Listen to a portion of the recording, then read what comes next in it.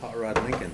Good evening, everybody. Today is August the 5th, and this is the Moscow City Regular Council meeting. And we have a good, lively group here with us this evening, so we look forward to the conversations that we're going to have as we go along this evening with that. Mr. Jim? Would you all stand and join me for the Pledge of Allegiance? I pledge allegiance to the flag of the United States of America and to the republic for which it stands, one nation, under God, indivisible, with liberty and justice for all. Thank you very much. Thank you, Jim. First item of order is the consent agenda. I would move to approve the consent agenda as presented, Your Honor. Second. Okay, we have a motion by Jim and a second by Gina to approve the consent agenda as is. I'll start the roll with Ann. Aye. Aye. Aye. Aye. Aye. Aye. Okay. We will move on to item number 2, staff recognition report. Gary Reedner, sir, do we have anything this evening? Nothing this evening, Your Honor. However, Oh, I've got sorry, not technically staff recognition. hello, Amanda. Good evening, Mayor, council members, and city staff. I'm Amanda Argona, Community Events Manager, and tonight, while this is not a staff recognition report, we do want to recognize 2 community groups that have done some outstanding community service for the market and for the city in general.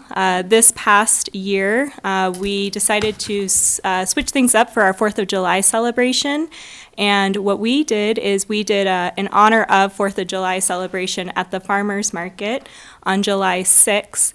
And what we did is we invited a local Cub Scout Pack 325 to the market, as well as American Legion Lodge Dudley Loomis Post 6 to the market, where they presented color guard and then did a flag folding ceremony, as well as how to properly retire a very worn flag, followed by some really nice cool treats that the mayor handed out with myself and some other staff.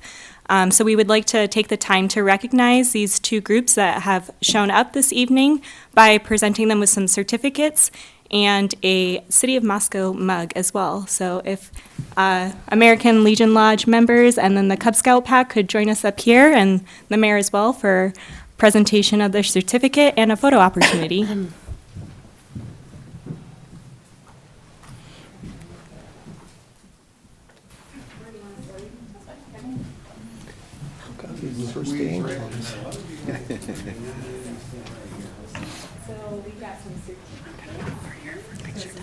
For outstanding community service. You don't want to photobomb them. Number 6. And outstanding community service for Cub Scout Pack 325.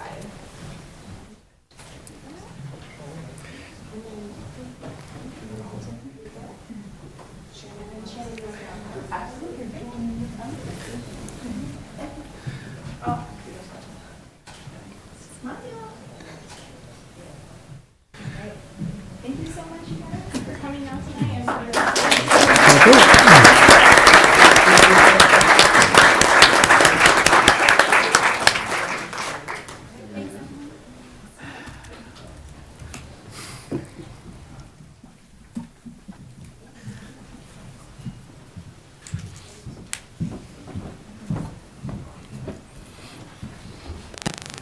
It's always a lot of fun whenever you get a chance to have Boy Scouts and Cub Scouts, as well as the Legion, have little presentations here in our city council. And of course, the 4th of July festivities that we had that day, the Legion showed us all how to properly, what the 13 folds of a flag is when it is giving to a member of the military that has passed at a funeral. And that was a very interesting thing, and I very much enjoyed it. Also, very important on how to destruct a flag when a flag is worn out, or where to take one, which of course you can take to our courthouse.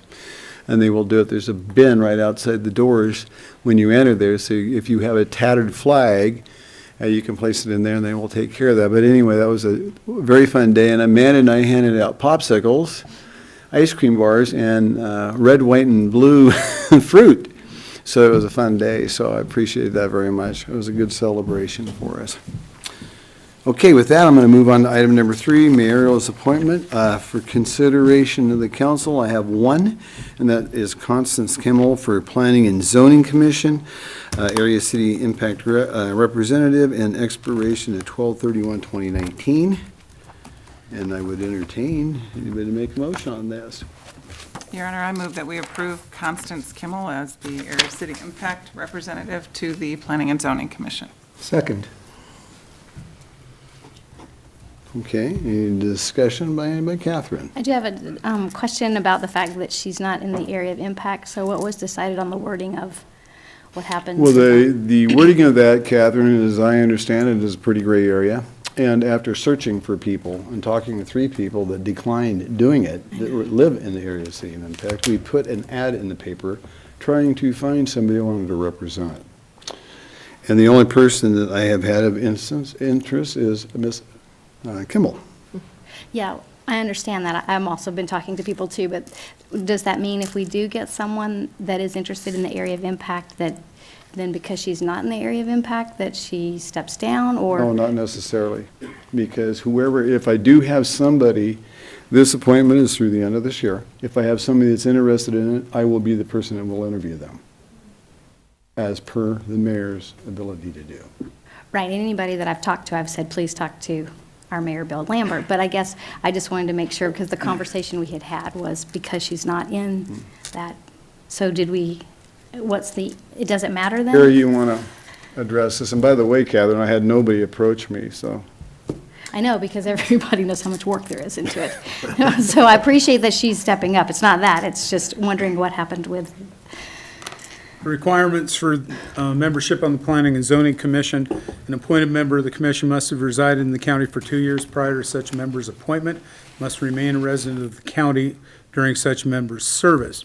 And then pursuant to Idaho Code 67652G, persons living within the delineated area of city impact shall be entitled to representation on the commission. Doesn't say it has to be someone living in the area of city impact, but they're entitled to representation. It could have been someone within the city limits representing, could be that person who represents folks in the area of city impact. So for the future, it could be anyone in the county. Could be, yes. Okay. Thank you The for the question I would ask clarification. is Ms. Kimmel aware that she represents that group of people and not Yes. people out in the county? If she's aware of that, then I'm in favor of it then. Yeah. Well, as long as she's aware of that's her responsibility. Yeah, She is. thank you for the clarification.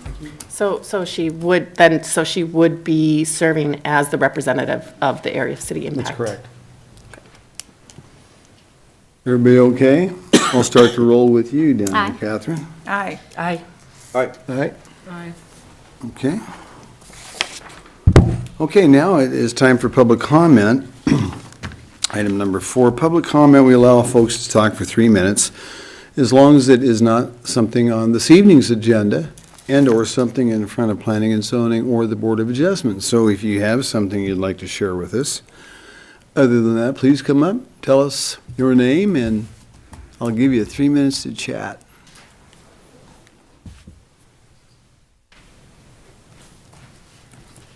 Hello, my name's Elizabeth Landis, and I moved to Moscow about 1.5 years ago from the Midwest, and I realized when I was in the Midwest that I wasn't a particularly good citizen. And so I started attending county commissioner meetings and trying to learn about county government. When we moved to Moscow, I decided it's time to learn about city government. And so you might have seen me attending some of the city council meetings. And I'm trying to figure things out. And I'm not sure, which you could probably answer this for me later, why some agenda items appear at both the Public Works Finance Committee and the Administrative Committee sessions. Sometimes there's an identical crossover. But I just wanted to thank you for what you do here. I've noticed that what you do at the 7 o'clock Monday meeting is the tip of the iceberg. And I realize that you meet in the afternoon on Monday, and it makes for a long day. You all have jobs, and you're all on different commissions. And so I learned that by hearing your reports. And also attending the Sustainable Environment Commission. And so I happened to be employed very part-time by New St. Andrews College. And so I had to wait till this was not in planning and zoning. I just wanted to make it really, really clear that they didn't send me tonight, and they don't even know I'm here. And I'm so fringe that if I would happen to lose my job for some funny reason, I have nothing to lose particularly because I'm not full-time. So just thought I'd make that clear. I'm here of my own volition. But it's even worse than that. I'm a member of Christ Church. And so I thought I would mention to you that I'm a thinking, feeling individual, just like each of you, and I have really enjoyed watching each of you grapple with issues here. But back to being a member of Christ Church and looking at New St. Andrews, I found the college in 2002 when my oldest daughter was in second grade. And I have tracked with the college since then, making sure it really was legitimate educational institution. And it is why we've moved here from across the nation. It took us 3 moving truckloads full that we drove ourselves because we miscalculated. So I'm not always the most efficient person. But I do name the name of Jesus Christ, and I know that that can make people cringe or wince. And his name used to be hallowed in halls like this, and I realize that it's not now. And I don't fault you for that. It's just the way things are. And his name, though, really is still hallowed, and I think that's part of why some of us cringe. And so I was here tonight just on a goodwill gesture. I thought perhaps, just perhaps, from some of the varied things I've seen on the internet from the Midwest over the years, that perhaps some of you might have misjudged NSA, New St. Andrews College. And perhaps, I have no reason to say this, but I'll just throw it out there. Perhaps you may have misjudged Jesus Christ as well. I know that if you read the Gospels, Matthew, Mark, Luke, John, one of the Gospels of the New Testament, the thing that you'll notice is you cannot put him in a box. He does not. He does things that make our jaw drop, and we can't figure it out. But he is the Savior of the world, and he came specifically for those who have absolutely nothing to give to him. Ms. Landis, would you wrap it up, please? Sure. Because I've used 4 minutes. And thank you so much. But I digress, or do I? I wanted to invite you in the spring to NSA's concert, but I couldn't because this was in planning and zoning for so long. And I just wanted to invite you as part of the Heart of the Arts to perhaps come to our fall concert. And I would like to let you know about that when it is scheduled. But quickly, before I'm done, I brought some friends with me. First, my kids, who have come to City Council with me. And so I'll start with Caroline. Where are you? Have him stand up. There you go. Caroline's a graduate of NSA, and I brought her thesis that she wrote. Each of the graduates wrote a thesis, and so hers was called In Childlike Fashion. And it's a study of the consumerism and the rise of the children's wear industry in the 1920s and 30s. And then I brought George with me. George, can you stand up? And George is a student now, and he works for a Moscow moving company. He janitors at night. He doesn't know a stranger. And I brought Laura Beth. And Laura Beth is an artist and a student at New St. Andrews. And she painted a picture for each of you to keep. Thank you. You are free. And I tried, they're all very different, so I tried to pick out the ones that made me think of you, each of you individually. And then I brought some kids, I'm often late on Monday nights because I make them dinner, but I brought Levi. Where's Levi? Levi's an artist. He teaches at a homeschool co-op. I brought Whitney. Whitney is a student at NSA as well. She's a hairdresser in Pullman, but she lives, eats, and does most everything in Moscow. I brought Kyla. Kyla, where are you? Kyla is a student. She teaches Latin at a homeschool co-op, and actually she was my teacher. I sat under her. I brought Maddie. Where are you, Maddie? Maddie did her thesis, she just graduated, she did her thesis on permaculture, so she's really interested in the environment. And Rachel, where are you? Rachel's a graduate student. She did her thesis on a field guide of native plants of the Palouse. And if I've missed anybody, I'm sorry. And I put my name and number on the back of each of your paintings. If you are bold enough to come to the fall concert, or if you'd ever like to just come and visit Christ Church with me, I'll sit in the back with you. It can't be any scarier than what I had to do tonight. I won't make you talk publicly. But I just wanted to thank you for each of your work, the work you do here. And I just wanted to comment, this side of Mayor Lambert, I really like your observations. This side, I really like your questions. So I think this side's known for questions, this side's known for observations. And even though I wouldn't always vote the way you voted, I thank you for your dedication. And I really like the city, and I like that people in the Midwest know that it's the #1 place in the nation to raise a family. So thank you. Thank you.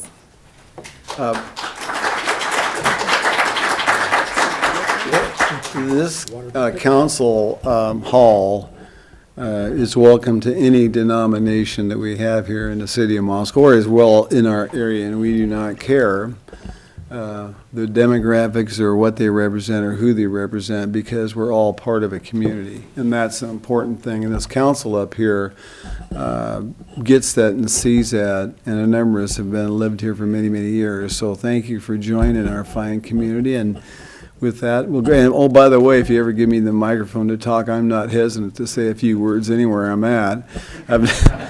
Most people that know me know that, and so they're happy not to give me the microphone when they don't need to. So anyway, thank you for that invitation. Any others who would like to come up? Okay, come on.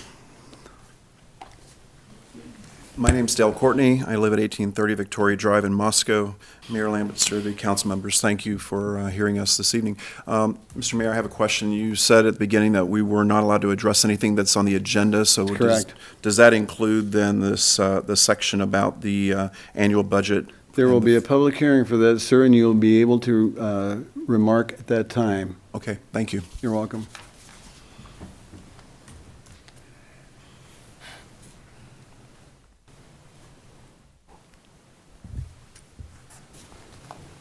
Any others would like to speak?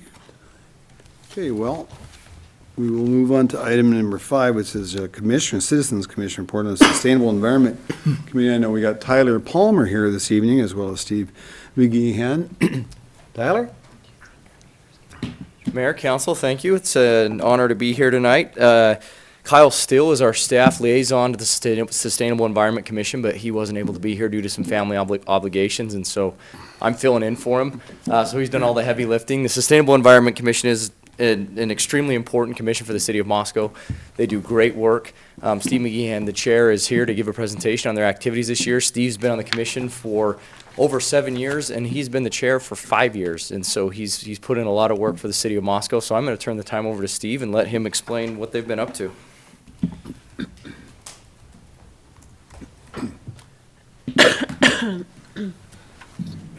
going to talk to us about the bond sale. This is the biggest challenge for me, is figuring out how to operate a computer. Show me which button to push back. I go with the mouse. There we are. Welcome, Steve. Thank you, Mayor Lambert. Sure, on. It's okay, which one advances? That's it. All right. Well, good evening, Mayor and council members. I'm pleased to be here tonight to give you an update on what the Sustainable Environment Commission has been up to over the last year. And as a introduction, reminder of the mission. We are here to solicit advice and provide information about sound environmental practices that are good for the public health and the safety of our citizens of Moscow. You know, that's a wide-ranging mission, and we have wide-ranging topics that we cover. We meet every third Tuesday of every month, 7:15. We used to meet in the mayor's conference room downstairs. We have since moved to the Water Operations Building. Agenda topics, as I mentioned, are varied. They come from suggestions from our commission members. Also, in response to citizen questions and concerns, we have monthly reports, standing committees, etc. I do want to thank Kelly Cooper, our sustainability technician, for her work, as well as Tyler mentioned, Kyle Steele.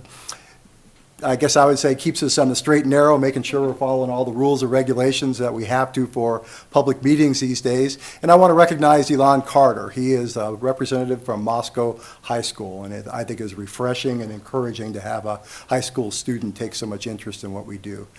We do make an effort to collaborate with other commissions, and I'll give you some examples of that. And we do have a number of guest speakers that come through from time to time. And the first one I'd like to put out is Paul Kimmel. Of course, most of you know Paul as someone that works for Avista. And one of the things that we're always interested in as a Sustainable Environment Commission is where our energy comes from, both renewable and non-renewable sources. And what Paul has taken an interest in coming to our commission meetings about is talking on how Avista addresses the needs and how we plan for a consistent, sustainable energy resource mix. Now, we all turn the lights on, we all have heat, we all have air conditioning. Where does that energy come from? And it's very informative, that pie chart. I know the bottom numbers and things are hard to read, but in essence, most of it comes from either hydro or natural gas. A smaller amount comes from coal. And what Paul has talked about is the need not only to address these varied needs and where these energy sources come from, but the reality check. Lights need to go on, heat needs to go on, there needs to be a consistent source. And so it was very informative for the commission members to hear from Paul's perspective how this balancing act takes place and what the future is. And the future, I think, one of the most refreshing things, this of course is not from Moscow, Idaho, this is from Lynn, Washington. It's the largest solar installation in the state of Washington now. So it's really not pertinent to the Sustainable Environment Commission, other than I think it's an excellent example of innovation. Someone had the innovation to go out into a wheat field or big wheat fields in Lynn, Washington and say, we're going to put in a solar installation out there. I hope that same innovation takes place with our new police facility. Bill Belknap, as we all know, is the Community Development Director, and he presented some ideas on sustainable design elements being considered for the new police facility. The Sustainable Environment Commission was very pleased that we were asked to be involved, comment, brainstorm, bounce ideas with regard to how this facility might turn out, and particularly what sustainable ideas could be incorporated. And I had no idea what goes into a building. I have worked with Bill for quite a few number of years now, and if I know anything else about Bill, he shows up prepared, and he usually shows up with slides you can't read. So let me make some bigger print. These are some of the design elements being considered for the new police facility. And I won't go through all of them right now. We could spend an hour on this particular slide, but it's encouraging to think about what goes into this and the fact that the city, the design architects are thinking about sustainable design. A lot of this just seems like common sense. I wouldn't have known. I haven't designed anything other than a doghouse. But site design, simple things like building orientation. How do you design that such that you take maximum advantage of solar installation, passive solar lighting? Whyscape, the place will have to be landscaped. As we've learned right here at City Hall, you can do some simple water conservation practices in flower beds and turf that really are sustainable. It just makes perfect sense. So I'm pleased to see that in there. High efficiency plumbing, we all know about water conservation and the need for that on the Palouse nowadays. And so certainly I'm pleased to see plumbing systems as well as mechanical systems thinking about conservation of energy, thinking about conservation of water. I had never heard of an air source heat pump, and I won't go into it now because I honestly don't understand it, but the idea is to harvest some of the energy out of the air and use that to heat and cool a building. Great idea, and what little I've read about it, very, very energy efficient. So really another nice feature being considered for the design of this new police facility. And of course, whether solar panels go on right away or the building itself is just made solar ready, this is the kind of stuff that needs to be considered as we go forward with this. And Bill has indicated that at this point, these ideas, as well as the input from the SEC, have gone forward, am I correct, to the architects and engineers? And then Bill will come back at some point with a reality check saying, great ideas, but this is what we can afford. that's always the reality check. But this is an example, again, of innovative thinking and just really thinking ahead and making some great decisions from the beginning before ground is even broken. We were pleased to be involved in this aspect and look forward to further discussion. The Citizens Climate Lobby, this is a little bit of old news, but I put it up here for a reason. The Citizens Climate Lobby Palouse chapter, Mary Dupree and Matt Cantrell, came to the SEC last year and recommended to the city of Moscow and to each of the council members that we join other cities in Idaho encouraging effective climate energy legislation, and in particular, take a look at a carbon fee and dividend policy. So again, well, this was old news, and I'm pleased to see in December of 2018, I think it was, the city council passed a resolution encouraging or urging our Congress to pass or enact a revenue-neutral carbon fee and dividend. Why am I bringing it up now? It just came back in the news.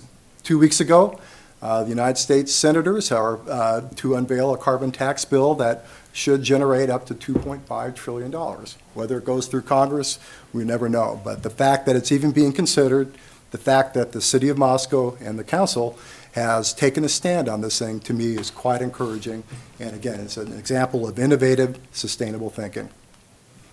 Recycling. We all know about recycling, and I'd like to recognize the efforts of Catherine Bonzo, our council liaison to the SEC, on the TREX recycling programs, and in particular, the Plastic Film Recycling Challenge. This is awesome. We all know those plastic films that show up on wrappers and things like that. We all know changes have taken place with global markets for recycling and all that. What are you going to do with it? Well, TREX has come up with a program where these materials that were otherwise being discarded and not recyclable can be collected. Schools are involved in it, and from November until April, there is a challenge. How much plastic can you collect? And Catherine really spearheaded this whole thing, and at Earth Day, the winners were announced, and unfortunately, Moscow Charter School didn't take first, but Moscow Charter School out of the Northwest took second. There they are right there, and 1,200 pounds of plastic film were collected and diverted from a landfill and put into these TREX recyclable plastic decking things that we see around town. So kudos to Catherine for doing this, and this is something I think the SEC is looking forward to. What other means do we have to recycle plastic? That seems to be a real bugaboo moving forward. So thank you, Catherine, for your efforts on that. Recent activities, pesticides in the environment and pesticides in our city parks. I talked about this last year. I'm going to give just a brief update, but this really started a year or two ago as a result of a citizen concern. Someone came to the SEC and was concerned about the use of pesticides and herbicides in city parks and playfields. This is a really good example where the SEC has partnered and collaborated not only with other commissions, but with city departments. In this case, we have formed a subcommittee with SEC members, members of the Parks and Rec Commission, and also the Parks and Rec Department representatives. And we are now examining and reviewing pesticide reduction strategies being used by other cities in the Pacific Northwest. Cities like Boise, Eugene, Oregon, Portland, Seattle. I won't go through the text here on the right, but there are lots of innovative ways to control weeds, not only in flower beds, but on turf and lawns and things like that. I didn't have a picture of it, but the steam, what is that thing called? Steam wand? Okay, is another example. Tyler is, as you know, very influential in bringing that to the city of Moscow. Another example where you can control weeds without going and buying Roundup or 2,4-D or something like that. And so we're working now with Dwight Curtis. I have to commend him on meeting with us and with his staff and looking at ways that we can control weeds, keep our parks nice and useful. And one of the things I was really pleased to see was in March, earlier this spring, Dwight presented an update to the Parks and Rec Master Plan. An action item in that master plan is pesticide reduction strategies.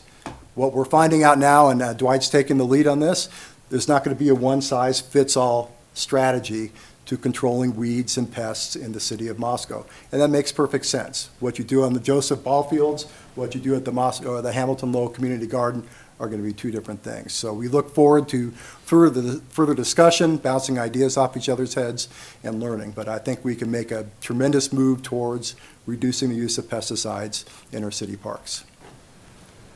I can't go too far without recognizing the Mayor's Earth Day Awards. This has been going on for a long time, and I commend Mayor Lambert for keeping this tradition alive. I know Earth Day, he recognizes people. I will not recognize everybody other than Victoria Seaver.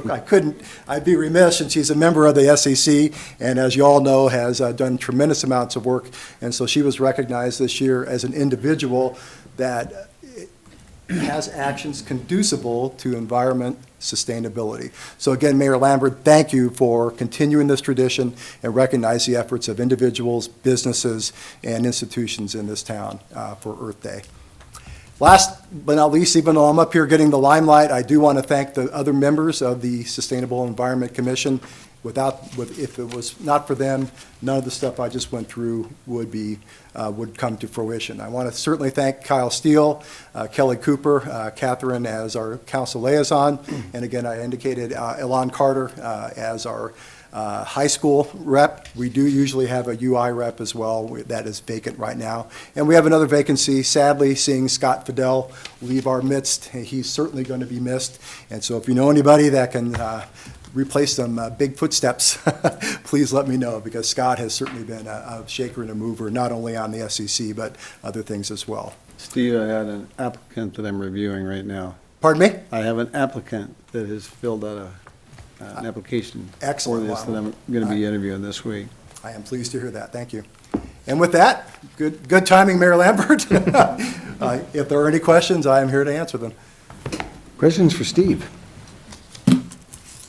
Steve, that was an excellent report, and thank you so much for the work that you do as the leader of the pack. And Steve is on several different things on our city and has done a wonderful job. And that's an excellent commission. And you're right about Scott Fidel. Geez, he's been a long time person on that until they moved and did a wonderful job. And I got a chance to visit with him here a few weeks ago at Rendezvous in a Park, so it was a fun event. But anyway, thank you.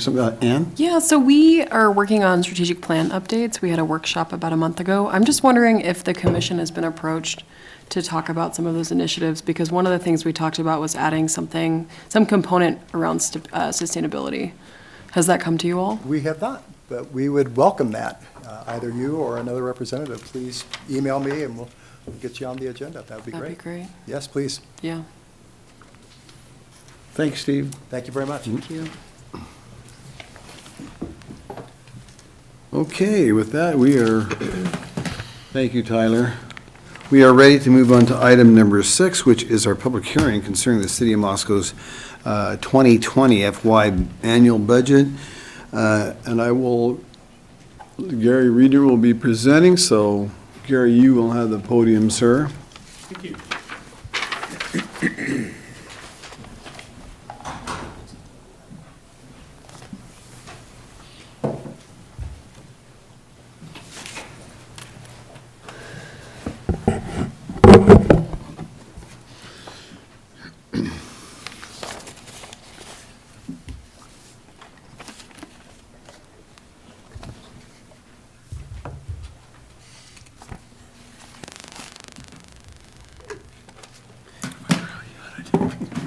Thank you, Your Honor.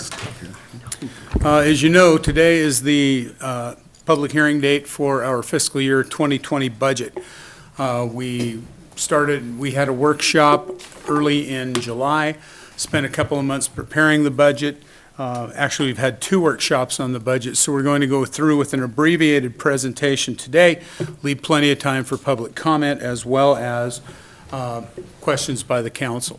The budget summary has been posted on the city's website for a couple of weeks now, inviting public comment on that. I know that there have been several emails and comments made by the public, so we'll leave time for that as well. And I would remind anybody who wants to testify tonight, if you could write your name on here as well as check whether you are a resident of Moscow, we would appreciate that. Okay, the budget actually started off back in 2015 when we implemented a strategic plan. The strategic plan has what we call major challenge areas. Those major challenge areas were separated into 3 tiers by the city council. These are all issues that the council felt were challenging the city of Moscow from achieving its best foot forward. So one of those, of course, that we've been addressing for the past 3 years specifically is deteriorating pavement conditions in streets, radio infrastructure, aging downtown infrastructure. You'll see throughout the budget that these are addressed. For instance, our deteriorating pavement conditions, we have a pavement management program that council directed that they wanted to support. We've been doing that at a level of about $800,000 a year. Last year was a little more, about $1.3 million, because of a grant we were able to obtain. But we've been sticking significant amounts of money in that, including this year, support from the general fund and transfer of general fund allocation into that program as well. Let's see. We hired a couple of years ago, 2 years as a matter of fact, hired a full-time fire inspector to assist with annual facility inspections. The reason that I'm hitting these is because you can see the implementation of the strategic plan and that strategic vision that the council implemented in 2015. Lack of backup power for drinking wells, that's also something that's being addressed right now. Parks and Rec has proposed an urban forester to be funded in the budget. We've been unable to find the funding to do that the last 3 years it has been proposed, but Dwight keeps coming in, batting for it every year, and sometime hopefully we'll be able to implement that as well. So those were external MCAs, which are things that are outside the city, if you will, and then internal as to what we can directly control here. The first is Tier 1. The main thrust of the council was to get a new police station. So deteriorating substandard police department building in a vulnerable, unsafe location. Council took that to heart. 3 years ago, we started a quest for locating that police station. This council was here through most of that. We had 2 or 3 different sites that the council considered. As late as December of 2018, we finally set a site, found a willing buyer, did an option on the property. Bond election was held May 21st, got almost 70%. You're required to have 66 2/3 in order to pass a general obligation bond, which means a bond that is supported by tax revenues. In order to pass that under Idaho law, we got 70%, so that was great. Inadequate fleet facility. In this year's budget, we'll also see a re-siding and re-roofing of the city shop to address these 2 MCAs. Let's see.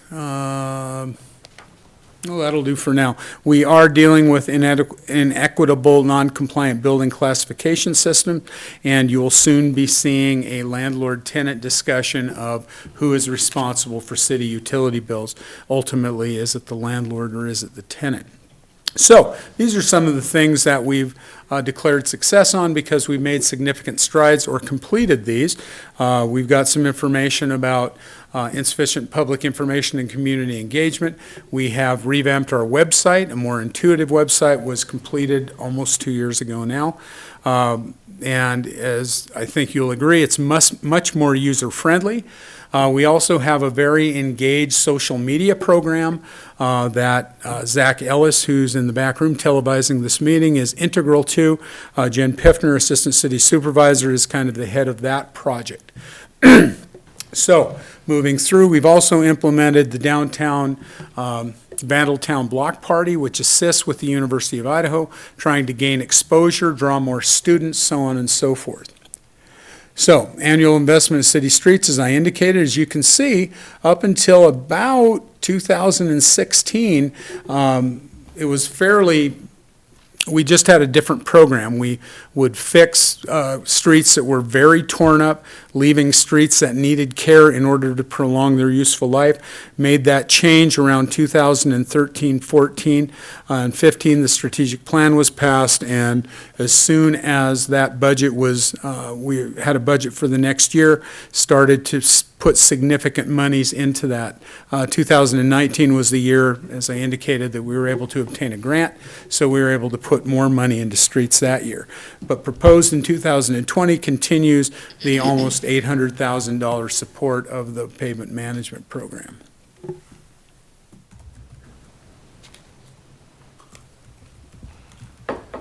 Okay, internal, aging, deteriorating emergency fire apparatus and vehicle fleet. We purchased fire vehicles, fire engines, excuse me. Back in 1990, there was a general obligation bond passed. It was for $1 million, and we were able to parlay that into 3 fire engines and half of a ladder truck. The University of Idaho paid for the other half of the ladder truck. But we went 20 years without replacing any of them. So council challenged staff to find the money in the budget in order to start replacing those fire engines. We did that, started that 3 years ago. The last 2 years, we've received 2 new fire engines. One was with the assistance of a community development block grant in the amount of approximately $289,000 because of our demographic, and we have a significant percent of low to moderate income profile, community profile, because of the presence of the students of the University of Idaho and New St. Andrews College, that we are able to become more competitive for community development block grant monies. So we intend to apply for that again. That means less money out of the city's citizens' pockets, so we want to do that. We also were able to hire a forensic detective in order to assist the police in doing their job. That was so well received that the Idaho Attorney General approached us and said, why don't you let us pay for that forensic detective? He can be part of the Attorney General's program. The Attorney General will pay salary and expenses toward that position, and it allowed us to free up enough money to hire a second forensic detective the next year. And of course, we all know about the police bond that we've already talked about. So, strategic planning successes, I won't spend a lot of time on that. This is the social media piece that I was referring to. Okay, the budget process, for those who you have all been involved, but since this is a public meeting or a public hearing, I'll go through it. It's about a 4-month preparation process. In March, we generally begin meeting one-on-one with staff. Staff prepares their presentations for their individual departments. They bring it forward, and they meet with finance first, then they meet with me, then finally we meet with the mayor. The budget is drafted. It is presented to the city council for a workshop, typically the second Monday and Tuesday in July. We kept that same schedule this year. Strategic planning, we incorporate the strategic plan in preparing the budget, and as you look through the budget, there are pavement management is a great example, fire trucks are a great example of things that we're implementing, staff is implementing based on council direction. Fiscal policy manual, of course, it's the council's largest statement of policy throughout the year. It's where they say we want to put our efforts, both our human resources and our dollars, toward these particular projects and programs. It's an operational guide for staff to utilize as we are deploying those assets. And it's our financial plan. So, talk about revenues coming in, expenditures going out. Idaho law requires budgets to be balanced, and this budget is balanced at $101,447,045. Significant increase from fiscal year 2019. The main reason for that is because of the bond that was passed in the amount of $9,640,000, that it needs to be accounted according to governmental fund accounting, so it's almost as if it's counted twice for a $10 million bond. It has the effect essentially of being $20 million because you receipt it in, then you transfer it out to another fund where you then transfer it into capital so you can expend it. Seems a little complicated, but it's still just $9,640,000. It isn't in fact $20 million. It's a way that we communicate with the public. The budget summary, as you know, is a pretty comprehensive document, hits the high points in the budget. We also issue a very thick line item document where you can look into each fund and determine what's being spent on personnel, projects, programs, etc. That is the major document that the council looks at during the budget workshop. We have trends and comparisons throughout the years. We'll hit a few of those tonight, and then budget highlights. So total budget amounts. So these are broken into fund categories. For instance, public safety includes engineering, police, and fire. And then you've got general government. General government is just about everything else that is not in an enterprise fund or in any of these down here. So if you look at that, our general government, general fund total in fiscal year 19, the current budget year, which ends on September 30th, $15,957,000. In fiscal year 2020, it's $16,851,000, a difference of $894,857. Recreation and culture, which also includes the 1912 building, the Moscow School District community play fields, community events, and arts program, as well as, of course, Parks and Recreation, is a little bit less than it was last year, about $32,000, and there's a bunch of reasons for that, because we combined all of those programs under the Recreation and Culture Fund. Transit Center also is a little bit lower. We had a large capital project, replacement of the sidewalks around the Transit Center, so we are not doing that again. Don't expect to do that in fiscal year 2020, I hope not. Information systems went up because we added an additional information systems technician. We have a staff of 4 people in that department right now. They cannot keep up with both the security threats and the number of machines. We also administer the leases for cell towers on city facilities, as well as our fiber optics network is done out of the Information Systems Fund. We also keep adding servers, increased defense mechanisms against internet threats, so on and so forth. So that is the one full-time person who has been added to the budget this year. There was, in general government, there was the taking of a part-time administrative assistant in the legal department has gone to full-time.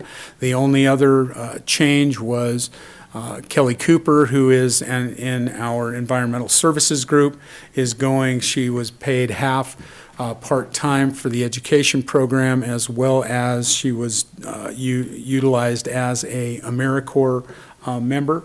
Her services were well used, so we determined that we were going to propose her to be a full-time employee. So that is the sum total of increases in staff.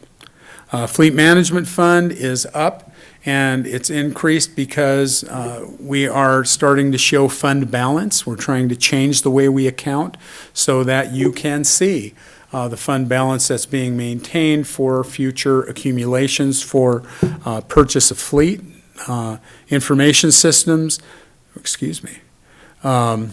Information Systems Fund, we have that twice. I'm sorry, that's my fault. Street Fund is down just a little bit, and that's mainly because of the reduction. We did not get the grant again this year. Water Fund, we have some reclassifications in the Water and Sewer Fund into the Environmental Services Group, as I mentioned previously. And Sanitation Fund is increased just a little bit, mainly because of the additional design and other things that are going on with the recycling center pursuant to council direction. Water capital, these are our capital funds, and you'll see they will go up and down depending upon the activities going on. If you're building something, you'll have more capital going out. You'll see here that we had $1 million of transfer from sewer operations into the water or sewer capital fund. The reason is that we're accumulating funding for future projects. So those projects are all done pursuant to the comprehensive planning documents for both water and sewer. Sanitation capital, the same, went up a little bit because of accumulations. As I indicated previously, council wanted to proceed with relocation of the recycling center. We were planning to do that. We had retained Great West Engineering to assist us with designs and locations.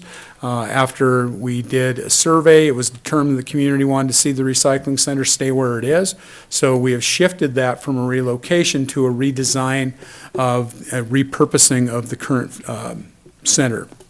So those funds, and you'll see when we get to the fee resolution, that because of that shift and because of the current accumulations, there is no increase proposed for sanitation, garbage and recycling services for city residents in this proposed budget. Capital projects, again, this is general fund capital. You see it had quite a large increase, and that's because of receipt of the funds from the bond election. We also have debt service, and again, it's increased because of we have to make 10 payments to pay for that $9.64 million general obligation bond. So we will begin that in the fiscal year 2020 budget. So the total is how you get from 85,843, which was fiscal year 19, to 101,447.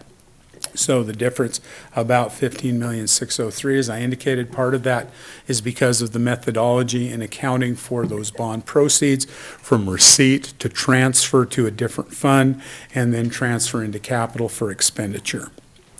Okay, property taxes are always a big issue. Right now, 3% property tax increase is proposed in the budget. It amounts to the total of the $6,170,329 amount for property taxes is $5.63 per thousand. We've just been informed by Latah County because the revaluation of property within Moscow by the county, it actually spreads the levy, reduces the levy because the levy is applied to higher values of property. So that number is actually approximately $5.31 per thousand. And we'll get further documentation on that. It doesn't affect the L2, which is the document we file with the county in order for the county to levy property taxes on the city's behalf. I wanted to mention that there's been talk about Latah County's increase of valuation of properties, that it has increased people's taxes.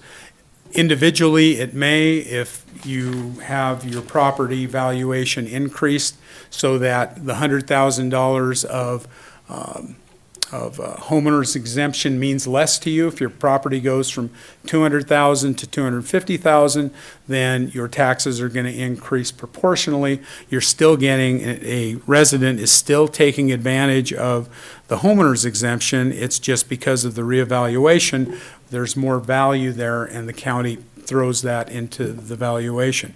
But what it means is there's more property values in the city. We are limited to what we can raise. If we had no foregone abilities, we're limited by Idaho law to 3% of the highest of 3 years previously levied taxes. It is not a percentage of valuation. So our amount is the highest of the previous 3 years plus 3%. So the valuations really are irrelevant to local government. Yes, ma'am. Just for kind of increased understanding too, is it correct, when the 3% property tax increase, it does not mean 3% of your overall tax amount, it's 3% of that 27%, which comes to about 0.8%, correct? Yes, thank you Okay. for pointing that out. That is a misconception that this document over here, this graph, shows for $1 of property tax paid by a Moscow resident, where does that go? It's 26 point something, goes to the city of Moscow. Moscow School District takes 36 cents of it, Latah County 25 cents, Latah Highway District 8%, and then Moscow has an outstanding bond, Moscow School District, for about 3%, and can't forget the Cemetery District at 1%. But out of every dollar that a taxpayer in Moscow pays in property taxes, it's split out according to this graph for 2018. We don't have 2019 yet because we haven't completed the fiscal year. So 2018 is the most recent stuff that we have. Okay, above the 3%, council is, or cities, counties, take advantage of new construction value. All that means is that If there is a property that a building permit is issued, it's constructed, it's then something that the county is going to assess and taxes will be applied to it. It did not exist before. So new construction value also goes into the mix. So it is outside of that 3% limitation. Then foregone amount. Foregone amount is being proposed this year. The foregone amount is something that is usually fairly controversial. Foregone amount occurs when if a council decides that they do not want to take the full 3% allowed by law, they can elect not to levy those taxes. Those taxes do not go away. They just are not activated, their capacity, if you will. So that is accounted for by the State Tax Commission, and they are essentially, they call them foregone because they're taxes foregone. I prefer that they are taxes that are authorized but not levied, and that capacity stays in the council's ability to go back and get those should they need them. And it's a great fiscal tool, it's a great budgetary tool, because the council looks at what the needs are, and if they don't need to levy tax increases, they don't levy tax increases. However, should there be a situation, as there have in the past, and we'll have a slide on this, when there are extraordinary continuing expenses, and I stress continuing. We use, under city budget policies, we utilize only continuing revenues to fund continuing expenses. When we get to that slide, we'll talk about that a little bit. But it allows the council to go back and take some of those foregone taxing authority in order to meet those needs. Within the last 25 years, the city, 11 years, has taken, 5 years, they took 0% tax increase, and then in 6 additional years, they took less than 3%. The balance of that, 14 years, council has taken the full 3% levy. You're also allowed, and in this year, the proposal is to utilize $200,000 of that foregone amount. When you compare that to the $172,000, which is the 3% increase, it is about 3.5% roughly. So besides new construction, you have 3% property tax increase and foregone in the amount of approximately 3.5% for a total of 6.5% property tax increase. Then in addition to that, the debt service we talked about, $9.64 million general obligation bond for the construction of the police station, remodel of the 4th Street facility, and remodel of the man building. Will be paid back over a period of 10 years at $1.1 million a year. We have our bond counsel and our financial consultant here tonight to talk about the bond ordinance later. I think you'll be pretty pleased to see where the trend is going as far as interest on that bond. So I won't steal their thunder. I'll let them talk about that when the time comes. Okay, where are we as far as levies? This is 2018. As I indicated, Idaho cities are on a October 1st through September 30th budget year, so we haven't completed 2019, so we can't put that up. But our levy rate in Moscow is $4.49 per thousand. As you can see, across the state of Idaho, the average is $7.35, up to a high of around $13 by the city of Blackfoot. So we are very much in the lower third of average state levies. And that's something to be proud of, specifically, as I've indicated to council and at these hearings in the past. We have a significant tax exempt component to our property, and we provide services to all the residents, over 25,000 residences, or residents, and we are levying over right around 50% of the property. So we are very efficient in what the city does. 10-year comparison, if you look at Moscow, Coeur d'Alene, and Lewiston in the green, Coeur d'Alene in the yellow, and Moscow in the white, you can see where if this is 50% of 50 cents out of every dollar paid by a resident. Where does that go? 44 cents of every dollar in Lewiston goes to the city, 37 cents of every dollar in Coeur d'Alene goes to the city, 27 cents of every dollar in Moscow goes to the city for their operations. Okay, foregone amount, we talked about that. We talk about replacement. So these are previous authorizations. They don't happen very often. Investment revenues of the Hamilton Fund was something that we were losing interest. Council directed us to go ahead, pay off the Hamilton Indoor Recreation Facility. When we had the Hamilton Fund was larger, we were garnering interest on that was used to pay for the certificates of participation for the HERC, as well as to help offset partial costs of the Hamilton Indoor Recreation Center pursuant to council resolution. When that was reduced, it didn't generate enough funding in order to operate the HERC, so council authorized a foregone amount to replace that funding. Back in the Great Recession of 2008, 2009, we had a couple of COPS grants, COPS grants, that had funded 2 necessary police officer positions for a period of 3 years. Just so happened that the recession hit at the very last year that they were being paid for. Council looked, determined that those officer positions were still necessary, authorized a foregone amount to go ahead and pay for 2 of those officer positions. Lastly, the last time council took foregone was to provide funding for the runway realignment program for the Pullman-Moscow Regional Airport, for which we are a sponsor with the city of Pullman. That continues. We have fully paid out the $2.5 million resolution obligation that the council proposed, and we will now begin to pay back the funds that helped front that money. Council passed a resolution, so they go back to payroll service fund, water fund, sewer fund, can't remember the other, information systems fund. Okay, so a little bit of history. Fiscal year 2008, 3% tax increase, no foregone amount taken, the balance of foregone available but not levied, $268,683. Fiscal year 19, a 2% tax increase. Just last year, council levied 1% less than was authorized by law because you looked at the budget proposal, determined that it was unnecessary to levy additional taxes to offset the cost of city operations. So that boosted the available balance to $324,295. In the proposed budget, the 3% tax increase is proposed.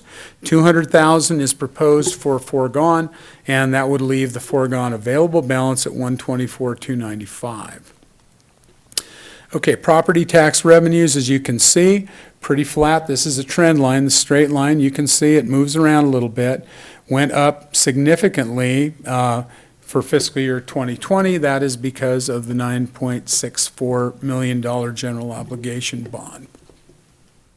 But otherwise, you can see it's been fairly steady. State sales, liquor, and revenue sharing, you can see, are going up moderately. State revenue sharing still remains our largest state funds. Comes in from the state every year. They send us estimates. We build the budget based on those estimates. They go into the general fund. State liquor apportionment, which is the yellow here, as you can see, throughout all of economic times, people continue to drink, which provides taxes for local government, which is a bonus. And then state sales tax distribution as well. According to a mathematical formula, including population, state also shares sales tax with state or local government. Franchise fees, this is the electric franchise fee, 3% of gross revenues generated within the city limits. Same for solid waste franchise and gas franchise, which moves up and down. When the Idaho Public Utilities Commission grants rate increases or rate reductions, it affects the gross revenues, so that's why you see those move. Also, if you have a mild winter, sometimes you'll see your franchise fees go down because people buy less energy. Okay, building permit, plan review, gas, electrical, and plumbing permit revenue, as you can see, is dependent upon projects. If you have a big project, you'll see a spike in it, and then you'll see it tail off. So pretty steady, but will be sporadic depending on the different projects. Where the money comes from. So if you start looking at this, property taxes represent about 7.26% of the city's budget. Franchise tax or franchise fees, 1.26%. Licenses, permits, less than 1%. Intergovernmental revenues. Charges for services, those are utility fees, so on and so forth. Then you have the small ones here. Other revenues. Trying to recall other revenues. Sarah, help me out. Oh, yes, bond proceeds. Sorry, you never see other revenues that big unless you happen to insert $10 million into it. So that's the bond proceeds. Operating transfers are funds that are transferred out into other funds.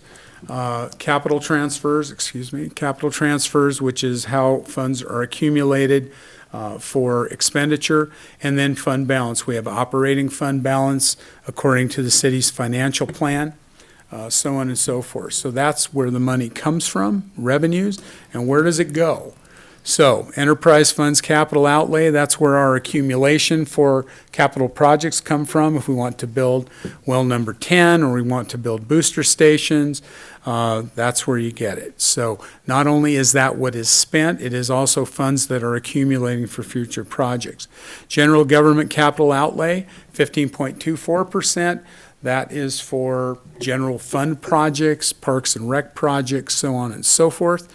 And that is where the funding for the police station will come from. Debt service is where we pay for the funding that we have. That includes not only the amortization for the $9.64 million general obligation bond, but also for sewer revenue bonds that we have out as well. And then you can see the balance. So, with that, I'm here to answer any questions that you have. Jim? Gary, could you go back to the slide that had the percentages of tax increase? Where this might be confusing to some people because on the sheet that's part of the agenda, the total 3% is 172,695, Yes. and yet it shows there as 6 million. Yeah. And that's the entire levy, not the increase. That is the right? fiscal So year let's 19 be levy clear about plus that. 3%. You're not getting $5.30-something cents increase per thousand this Exactly. year. So I want that to be Okay, clear. thank you for the clarification. Exactly right. That is 103% of the fiscal year 19 tax levy. Other questions for Gary? Okay, I think we're good. We'll open the public hearing. Will be open as of right now. It's 8:06. We will give you 3 minutes. Come on up. State us your name, and there's a clipboard up there, and please sign into the clipboard wherever Gary put it. Right on top, and there's a pen in it. Okay.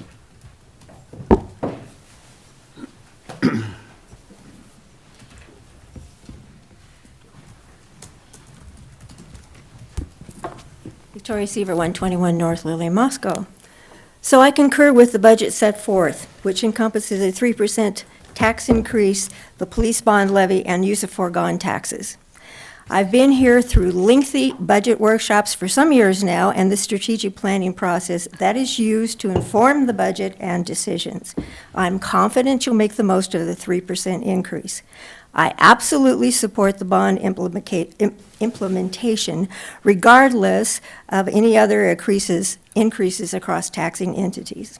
The bond was talked about in depth and crafted over 2 years with a concerted effort for public transparency. And it was set up to our best advantage on interest and bond rates and land selection. I know the council looked hard at programs to find extra money to cover parity in the police salaries, but those potential dollars did not provide consistent year-to-year monies as required. The appropriate funding source is from foregone taxes. I have no idea why we sometimes think the very people we most need get taken advantage of, not taken advantage of, but taken for granted, as if a noble occupation carries a currency that replaces a fair wage. Hey, they'll work for us because we gotta have them, but it's their option to walk out and leave us empty-handed. So whose wages do we cherry pick to deny an increase? Is it the lifeguard at the HERC who tracks all that activity? Is it the EMT extracting someone from a crushed car? Is it the cop that stands between us and physical harm and property loss? What about the high stress and lost family time that comes from working in a hyper-vigilant environment and long hours of overtime because we're shorthanded and we don't attract new officers when they are underpaid? Treat your people right, and they'll give you 110 or 150% and more than earn their wages. I attended my first county commission budget meeting recently. When the sheriff was asked how it's going, he said, great. They're real happy. They've finally gotten some new tools like cars, and they are better paid. Even some city cops are eyeing the county positions, which is a reversal from the past. When you are looking for cuts to save money, don't skimp on wages. To find it. The dominoes that fall down that rabbit warren will be counterproductive and demoralize your workforce. Whoever they are, pay them. A comment on the parking study. It's almost a battle cry across many city corners. The 2008 Commission survey was a cursory start. We are 11 years deeper into the problem. A solid study is not going to gather dust because push is coming to shove. We don't have all the pieces, nor what changes will be palatable. So let's get it together and collectively make some real headway just to make it count. And as I was walking out the door, yes, fund PEP, the partnership for another year. Just make it clear those significant results that you are getting, as you did in the budget workshop. And Ann had brought up, do we need another grant position somewhere down the road? I don't know, but thank goodness for the one we have. It's getting us all kinds of free money. So think about it. Thanks, Victoria.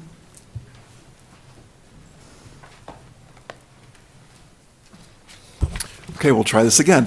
My name is Dale Courtney. I live at 1830 Victoria Drive in Moscow. Mayor Lambert, City Council members, thank you for letting me voice my opinion tonight. I would ask each one of you to vote against the 6.5% additional tax increase under debate. I personally believe that Moscow residents would have never consented to raise our city property taxes by 25.5% in 1 year. I'm of the opinion that had Moscow residents known that you were planning on increasing our property taxes by an additional 6.5%, the levy for the police building would never have passed. 70%, 67.5, pretty close, okay, not overwhelming. And I just have to, I wouldn't have voted for it if I had known that you all were going to raise taxes further. Refurbishing the old police building and filling it with more city employees is only going to increase our city expenses. You have the option of not refurbishing that building and selling it instead. That would offset $1.5 million in the remodeling from the levy, and the building would probably sell for maybe $1.5 million and preclude paying the operational costs for that building, which now will be new costs to taxpayers because the new police station is there, and we have to also take care of now the refurbished building. That decision alone could save the city $3 million.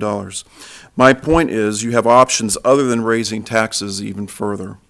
Finally, I am concerned for the elderly and those on fixed incomes who may not have the discretionary income to pay for these property taxes.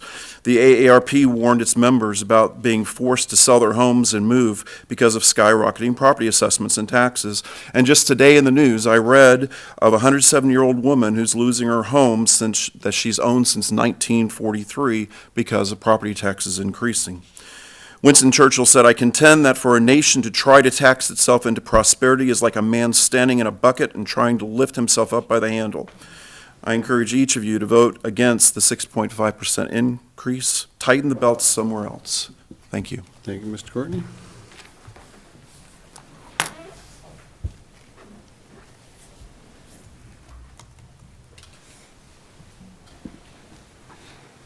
Good morning, good afternoon, excuse me. My name is Robert Seward, 104 South Main, apartment 204. I live about a block or so from here. The problem when these kind of things are produced, you always predicate all of these discussions on homeowners. You never predicate anything on how much rents will be affected. A person who rents has no idea what it's going to cost. The last time that the school bond went up, my rent went up $25 a month. Now, I'm not angry about that. In fact, I work for the school district. So, I mean, I'm not exactly, I'm not going to come and say, don't ever raise a tax or don't ever do anything like that. But I am saying is that there is a great danger in overtaxation. Everybody knows that Moscow School District has some very good fine programs and very good academics. And everybody also knows Deary does not have near those academic opportunities.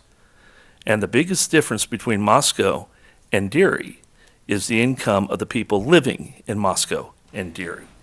A significant percentage of our students who are living here are low income, are living in subsidized homes, that were that not here, their families would be forced to move to places like Deary and other small towns that do not have those functions and have those opportunities.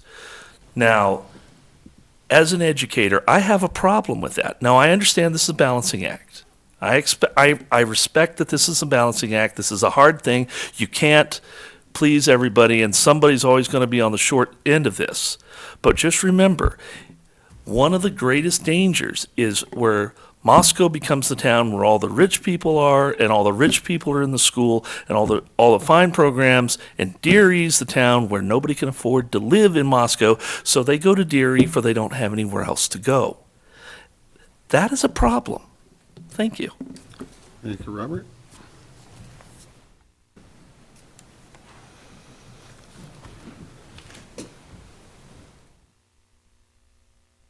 We have a whole room full. Anybody else wants to come up and talk?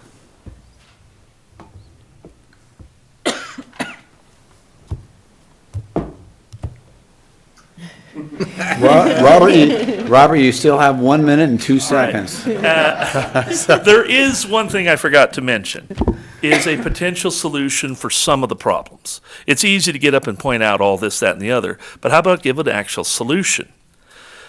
How many times have you seen in the banks these money bowls for fundraisers for the fireworks?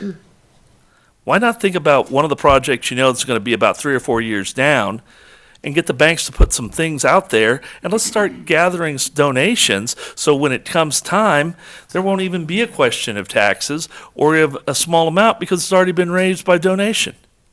I'm sure the banks will go along with it. Mr. Mayor, do I have a minute left on my time? I'll give you 1 more minute, sure. Thank you, why sir. not? One of the things that Gary mentioned was that Moscow has one of the lowest tax rates of all the cities in the state of Idaho. We don't just pay Moscow taxes, we also pay Latah County taxes, and my understanding is that Latah County has the 4th highest taxes in this state of Idaho. And so when you put those together, we're not down in the bottom of the state for paying taxes, just for your consideration. Thank you.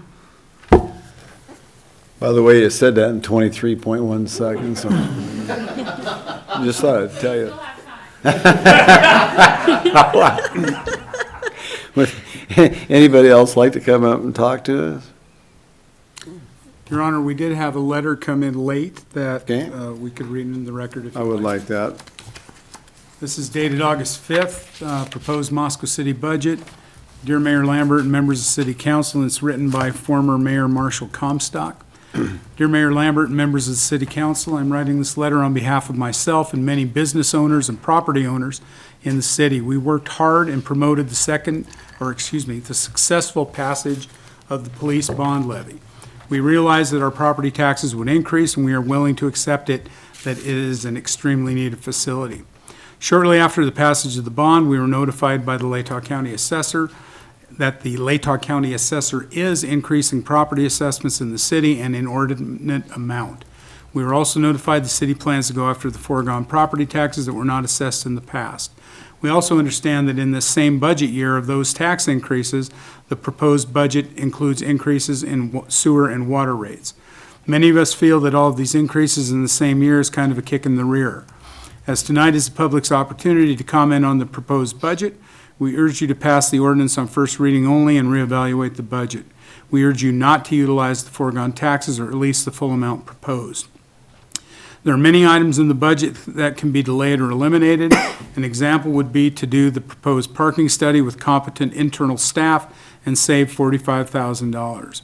I appreciate all of the hard work by the mayor, council, and city staff to prepare the budget, but too much is too much. Sincerely, Marshall H. Comstock. Okay, thank you, Gary.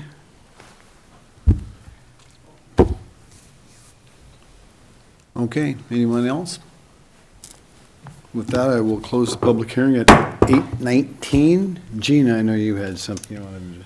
I wanted to make the announcement that due to my day job, which is for the Partnership for Economic Prosperity, I will be recusing myself from voting on that part of the budget this evening, when we get to the voting part. Okay, very good. Who wants to start? I have a question. Catherine. I was going to start where Marshall Comstock started, and it had to do with that $45,000 parking study. We got more than one letter questioning that, and so I thought it would be helpful for staff to, I guess, explain more about what they feel the need for it is, since we know, and I have seen, how talented our staff is at doing difficult work. So that would be helpful. Gary?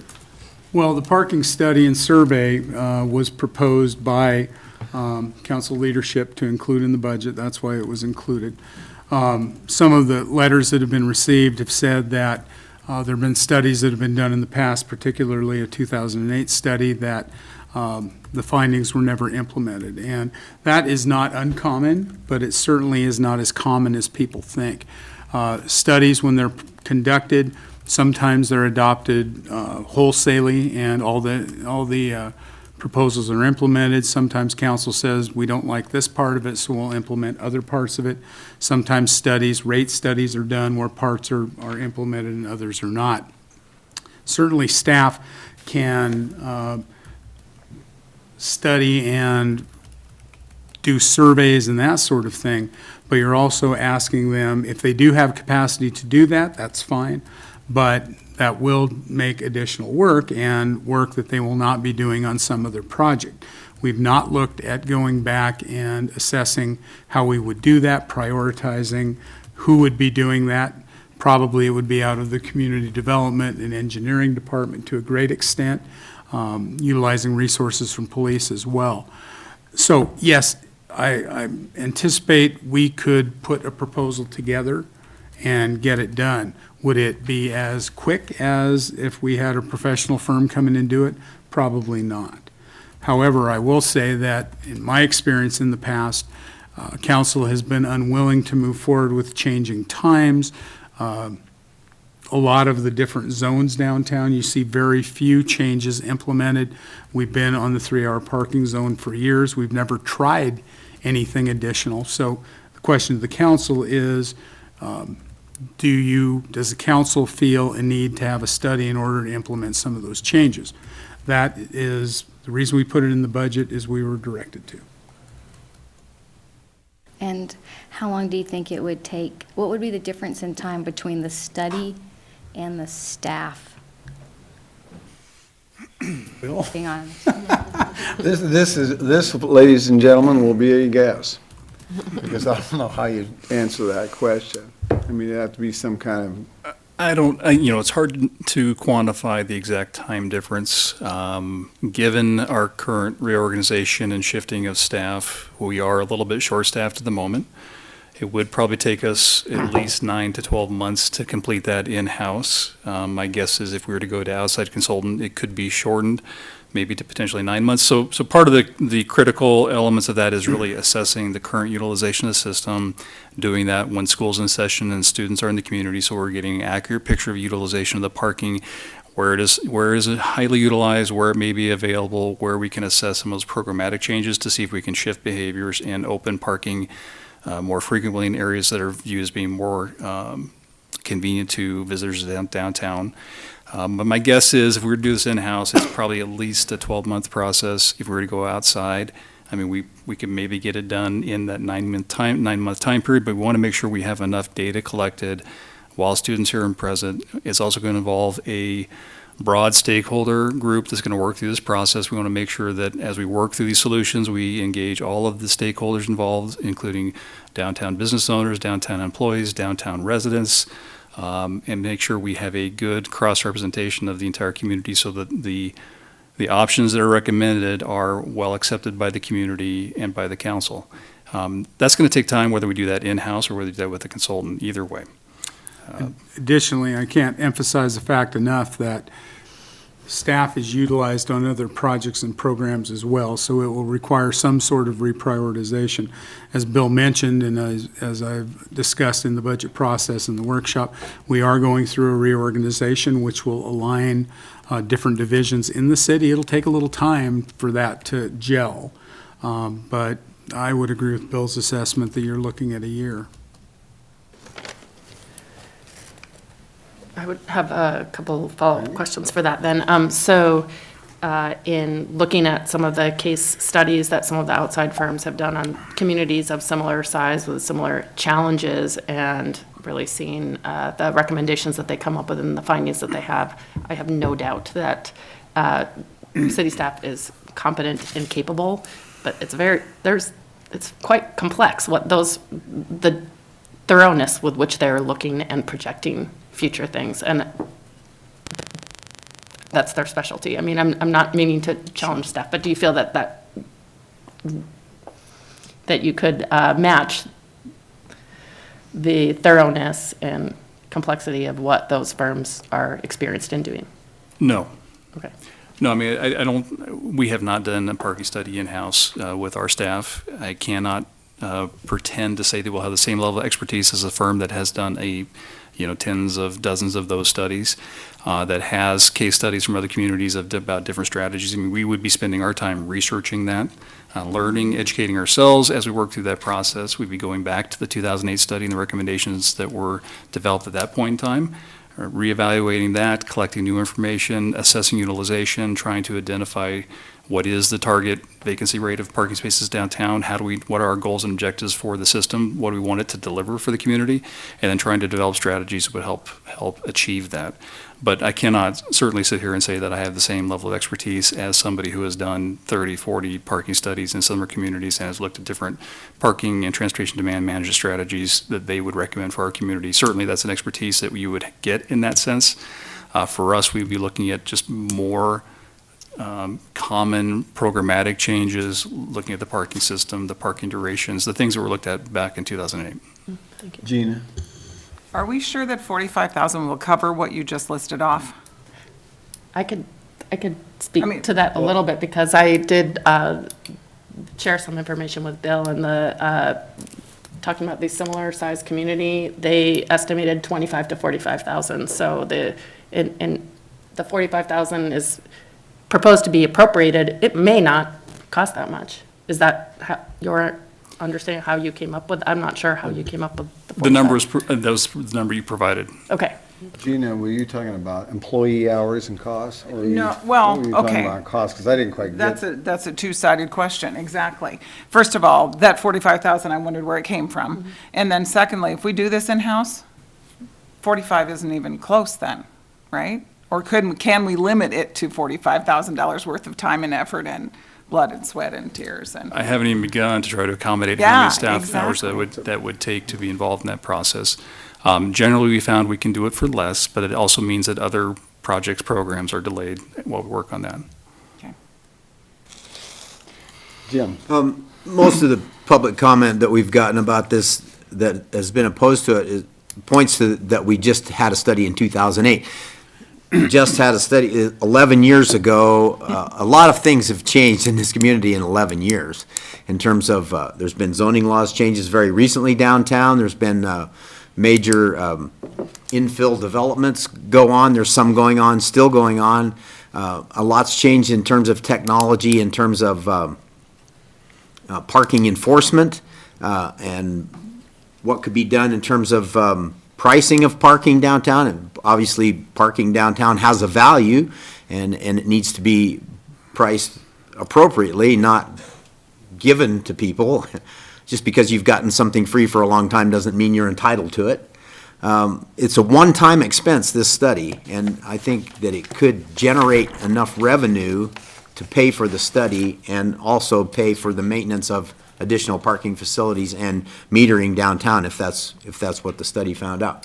So it seems like I like to make decisions based on objective data, not anecdotal stories about things, and what I get from a little bit of input from the community. I'd rather have a comprehensive study to base my decision-making on. I don't know how everybody else feels, but. Agreed, completely. Art. Yeah, I'd like to jump back, not to pick on Marshall Comstock too much, but his letter's sitting right here before me. He refers to the increase in assessments by the county, which, as I understand it, does not impinge on the calculation of the 3% that we're dealing with here, because we're basing it on 3% of last year's total assessment. It has nothing to do with the Latah County assessment. If I may, I want to make sure the vernacular is correct.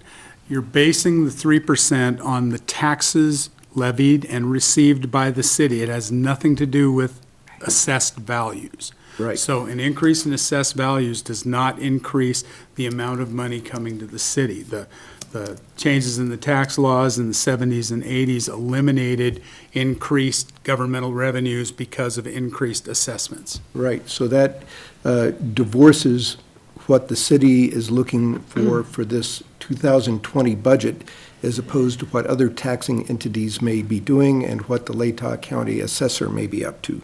So I think that's an important distinction to make there. Also, we talk a lot about percentages, and as a sciencey person, I detest utterly the use of percentage on anything. I'd like to jump back, and could you give us an idea of just how much dollar-wise a $200,000 house would be paying more with the contemplated 2020 budget versus what it was in 2019?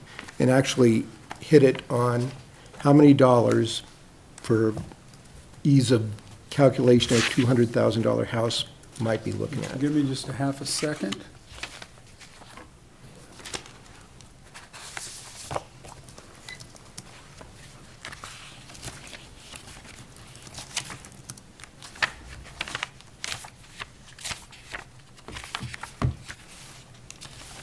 I love stalling out a meeting. Slam on the brakes. Lori's just going to do the calculation. Well, I had a calculation built just for, oh, yeah, here we go. We have Okay. lots of papers. We do have lots of papers.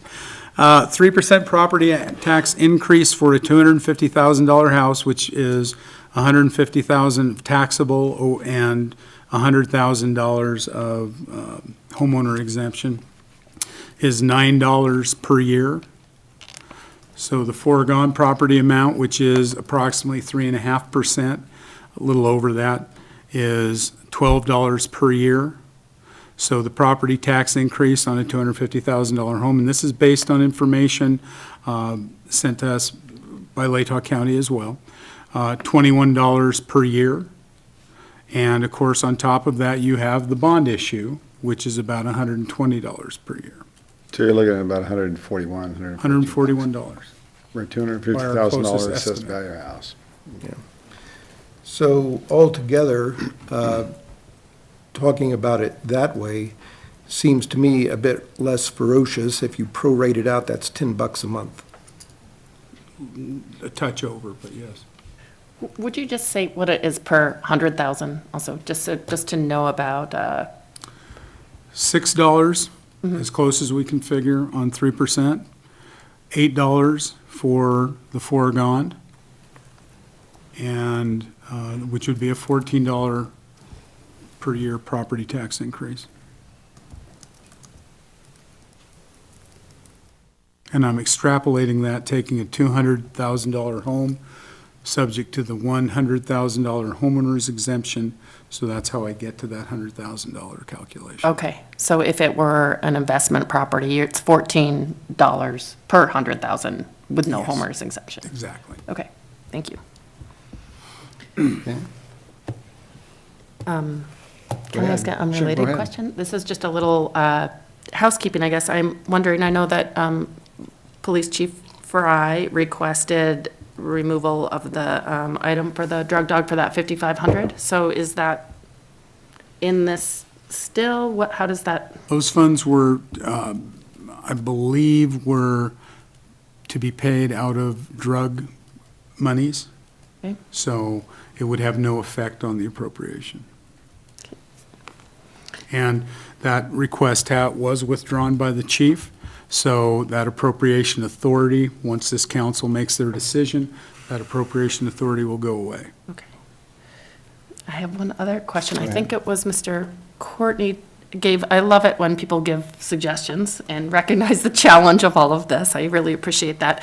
He mentioned selling the Fifth Street Police Station building, and I know that is something that has been touched upon before, and I believe maybe you had even received an estimate of the value of that building. Well, we didn't have a Realtor come by and look at it. Based on condition, the fact that it does need extensive remodeling. It was a creamery that was used as a city hall function for years. It doesn't have any ADA access except on the Washington Street side at the extreme rear end of the building.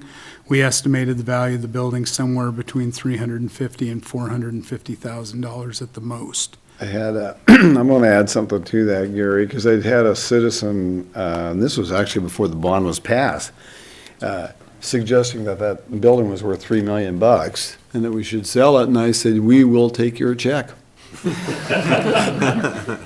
And he didn't write it. But that would have been a pretty good, sweet deal for us, and it would have been nice. And so there you have it. So sometimes, so you say that buildings were $350,000. Yeah, and that was just an estimate based on square Man, footage. that would have been a good sale the mayor would have made if I could have got the guy to give us $3 million.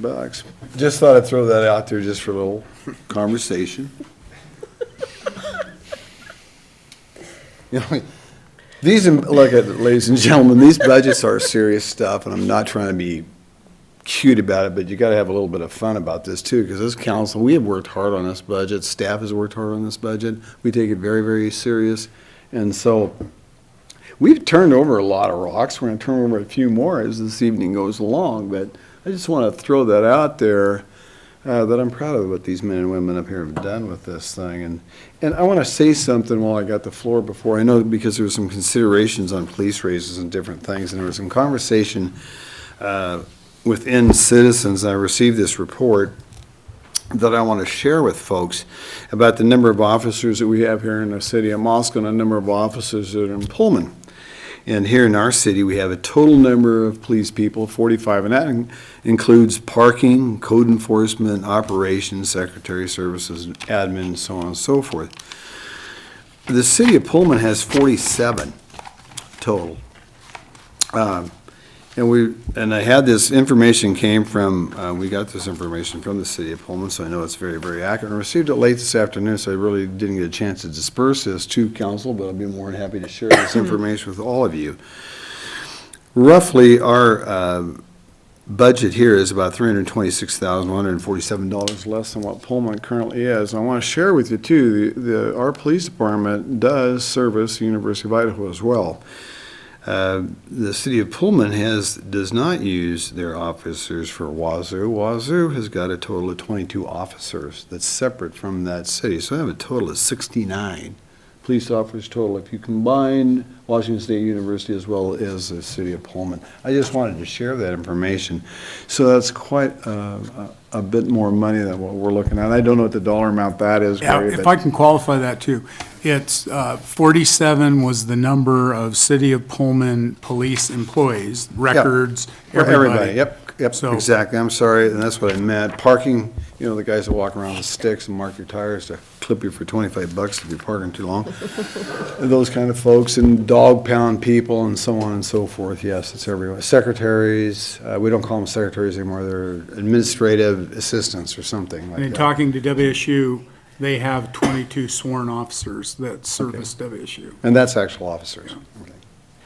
So my understanding that is that it's very difficult to compare the Moscow officer pay to Pullman, and that's why Pullman was not on the chart of the salary survey, because their officers' responsibilities are more in line with the Moscow's corporals. So you really couldn't make that direct comparison of, at the officer level at least. Is Well, that? that's true, Brittany, and the thing of it is I wanted, and this is something I asked Gary to do, to see if we could find this information out. I just wanted a comparison on numbers of people, not dollars necessarily, but the That's numbers of people, so yeah. we can compare the two communities with that. Y'all take a look at that. Well, anyone else want to jump in? Oh, so, you know, I know we had a very lengthy discussion at our workshop. I think I'll really try to brainstorm where there are some ways that we could avoid taking this foregone amount.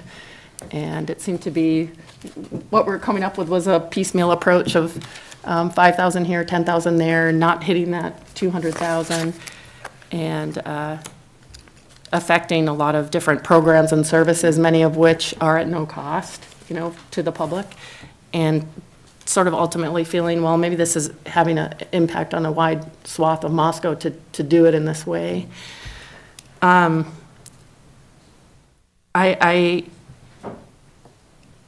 spent a lot of time looking at the police salary study after that last workshop meeting, and entirely agree with Ms. Seaver that, you know, our police force is excellent.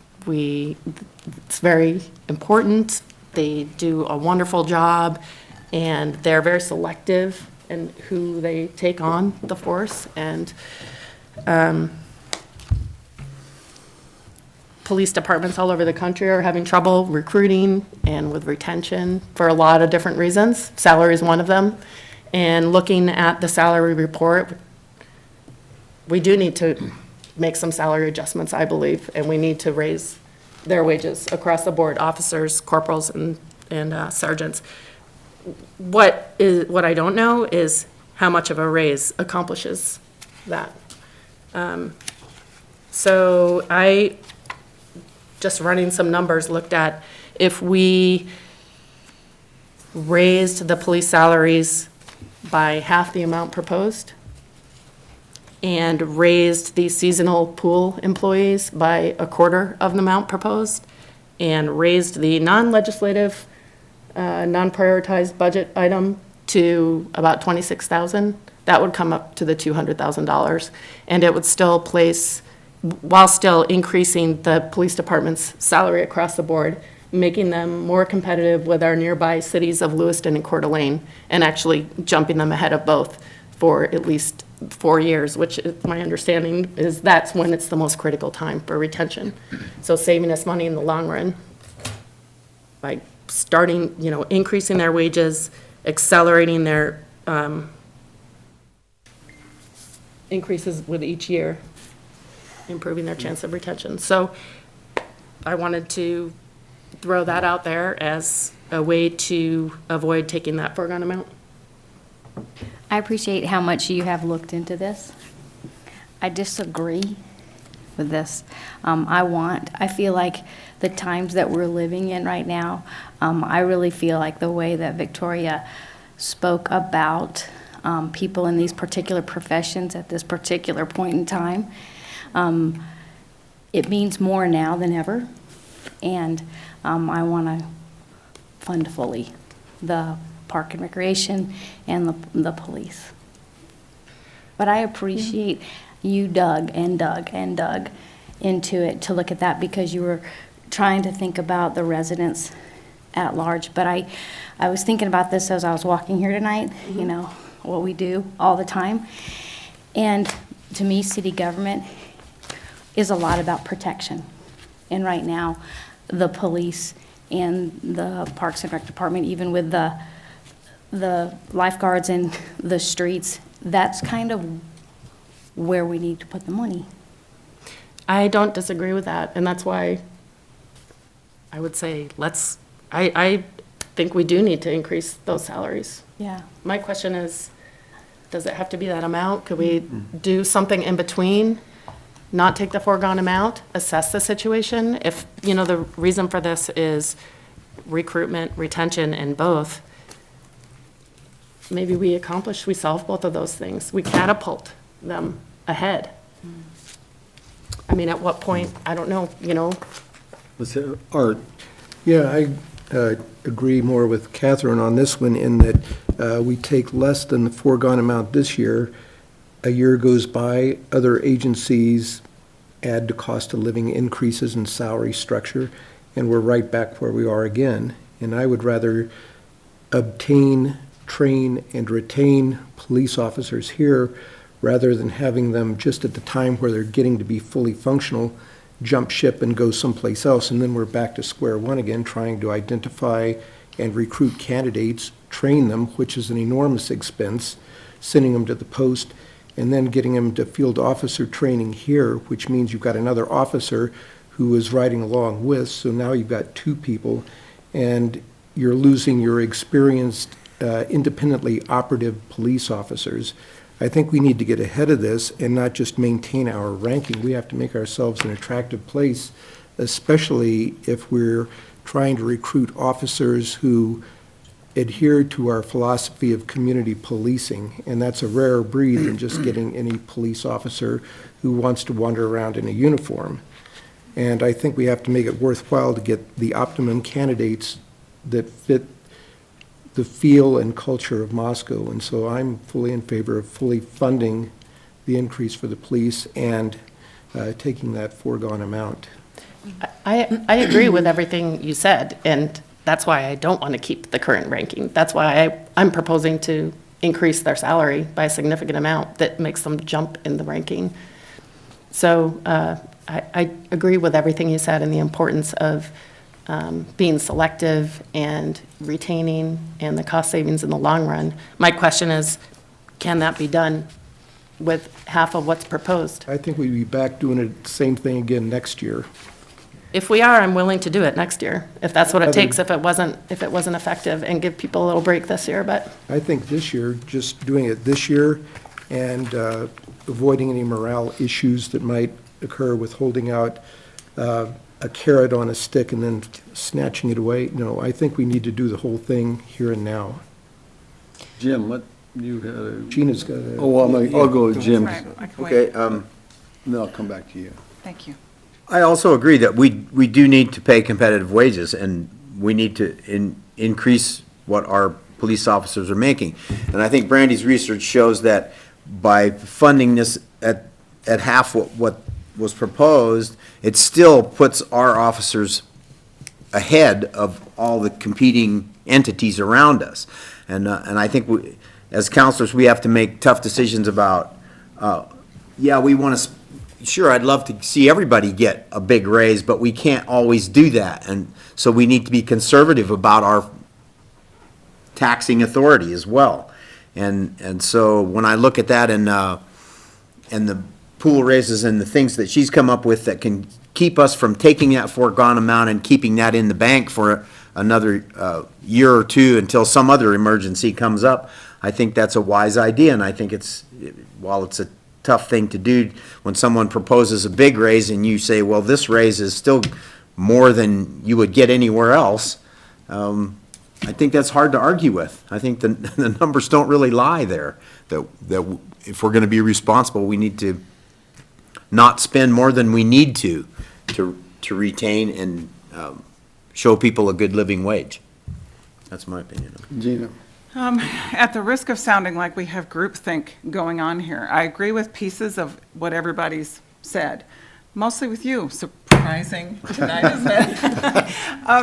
I think that we are on the edge, and we have been for a while. Moscow is attractive. It's a great place to raise kids. It's a great place to expand a business. It's a great place to just live happily. And Mr. Boland, I would say that we are conservative on a regular basis. We are a very strong fiscally conservative group of counselors, and we don't always take the foregone amount. This is the time. We're on the precipice of an expansion of an existing business, 300 more jobs. This is the time to take the foregone, to do what we need to do for staffing and for wages within our city, and take the bull by the horns, push comes to shove, like Victoria says, and do this. It is time. Ann, I'm going to go to you. We haven't heard from you yet. Yeah, I am in favor of taking half in terms of what has been proposed. And I really think that we've done a really good job of trying to make more data-driven decisions, at least since I've been on the council, which I really appreciate. Sort of that openness to that and recognizing the importance of it, whether it be a parking study or how people feel about educational institutions. And I just think there's nothing preventing us from seeing how it goes and also potentially collecting data in a few new areas. I think we have a lot of anecdotal evidence about why people leave, but I would love to dig into that a little bit more, whatever that ends up looking like. And I feel the same way about the pool. We don't have data from 2018 yet, which we've been making increases over the years, and I want to see how that's played out. I'm in favor of the 0.25% of what's been requested, and I think this is a nice way to reward the great work that they do and see how it goes, and see if this is enough to help retain the folks that we're really grateful to have, especially those new recruits, which is helping to address some of the issues they've had with understaffing. I see Mr. Curtis in the back there. I wonder if he'd come up and talk to us about the competitive situation with Pullman and how the retention of employees has gone this year since there's been a significant increase in their wages. Well, it's a hard question to answer right now, but we did fill our ranks this year. A lot of that, I believe, anyway, was due to the pay raises that they've received so far. Just like any year, as the year goes by, people start dropping off, and then you're short-staffed at the end of the year. That's already taking place. Even though we do offer a bonus to stay, sometimes that just doesn't really matter at the end of a hot summer. They just want to go away. And so at this time, I think a lot of our recruitment efforts are due to to Kalisa and the manner that she's going about it. But as far as predicting where it'll be next year, I don't have an answer for you. I'm hopeful, but there has been talk about the pay raises increasing a couple of years worth as part of the plan. This came from previous HR director that we had to bring us up to par with our neighboring cities. And so this is the final piece of that. And so I guess we just have to wait and see how that actually ends up. So do you think if that raise was another quarter this next year, that would have a significant impact, or do you think it would be not enough to make any difference? A quarter and a pay raise for a quarter an hour, I guess that's what we're talking about, Well, right? 25 cents, because that's what the pay raise was $1. Some people get excited about that. Some don't think that's worth it. If Pullman, I believe, Washington is still going up, and so we're still behind, and would be further behind. So How much is Pullman going up, do you know, next year? I don't know that answer. I believe minimum wage in Pullman goes up to another $1 next year if I'm What is that, correct. $12, Gary? 13 is where they were 13. going to, I thought it was a state minimum wage where it's going to end up once it's fully implemented. Yeah, so I think the larger, pay increase is what was implemented this year. So, and you're feeling like that did help you to fill those positions, like that was a significant enough raise that so far, so good. And if the trend is that this time of the year, some people drop off, are they leaving to go work somewhere else because of a better wage offer there? Okay. No, they just leave. schools getting ready to Yeah. come on board, all the activities that are associated with that. And plus they just get tired toward the end of the year. So those that do stay, I think that it helps give them more incentive to stay. Your Honor, So- if I may. So Dwight, what are they currently paid now, do you know? I do. 10 something. What is it? 10.50. Yeah. Okay, and next And the year, concessionaires and the ticket takers are 9.25. and the state minimum wage in Washington goes to 13.50 in 2020. And here in Idaho, as we know, it's 7.25. So these are primarily, as I understand, high school kids who are getting college. paid quite a bit more than any other minimum wage job in our city for the summer, for summer work, seasonal summer work.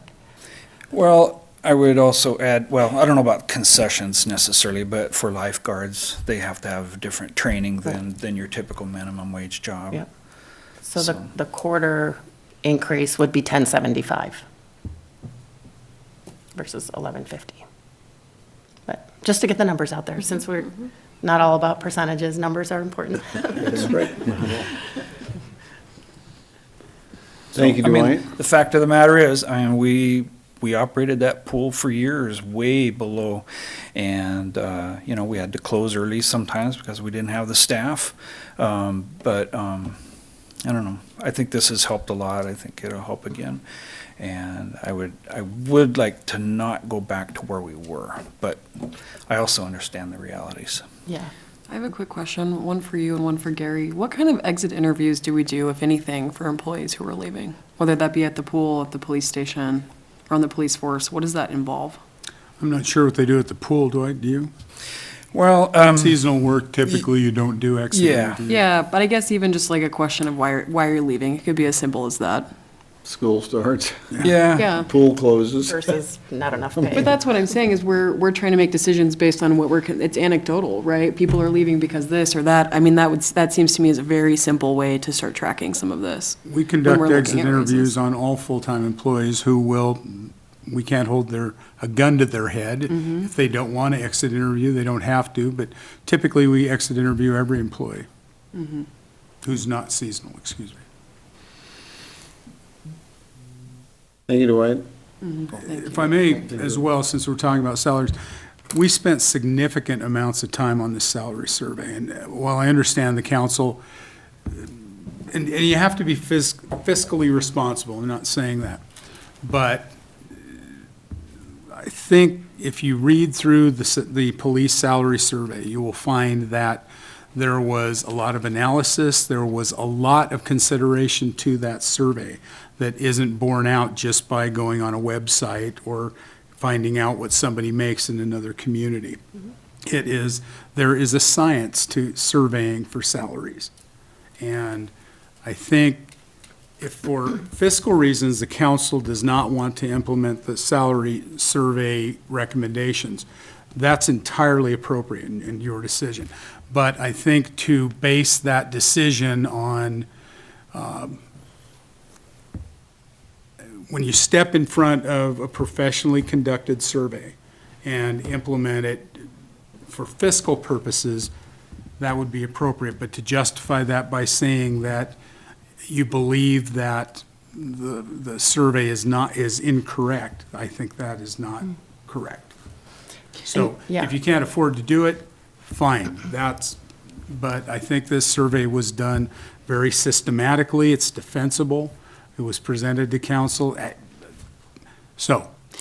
And I, by no means am making that assumption, but I would like a recap from what's in our survey, because we did several other surveys and then decided that we did not agree with those results, correct? That assessed that they were adequate, and then we did our own internal that looked at that differently. Can you explain to us? Yeah, I can tell you that the previous salary surveys that were done citywide were, they were sample surveys, so they pick a position or a series of positions. Not every position specifically in the police department was surveyed.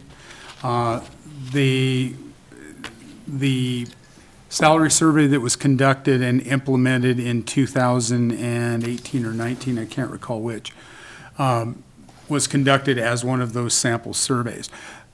one of the things that you have to do when you conduct a survey is you need to look at things like job descriptions.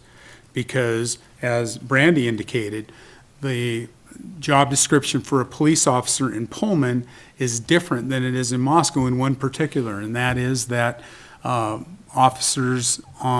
senior officer on shift is the supervisor for that shift.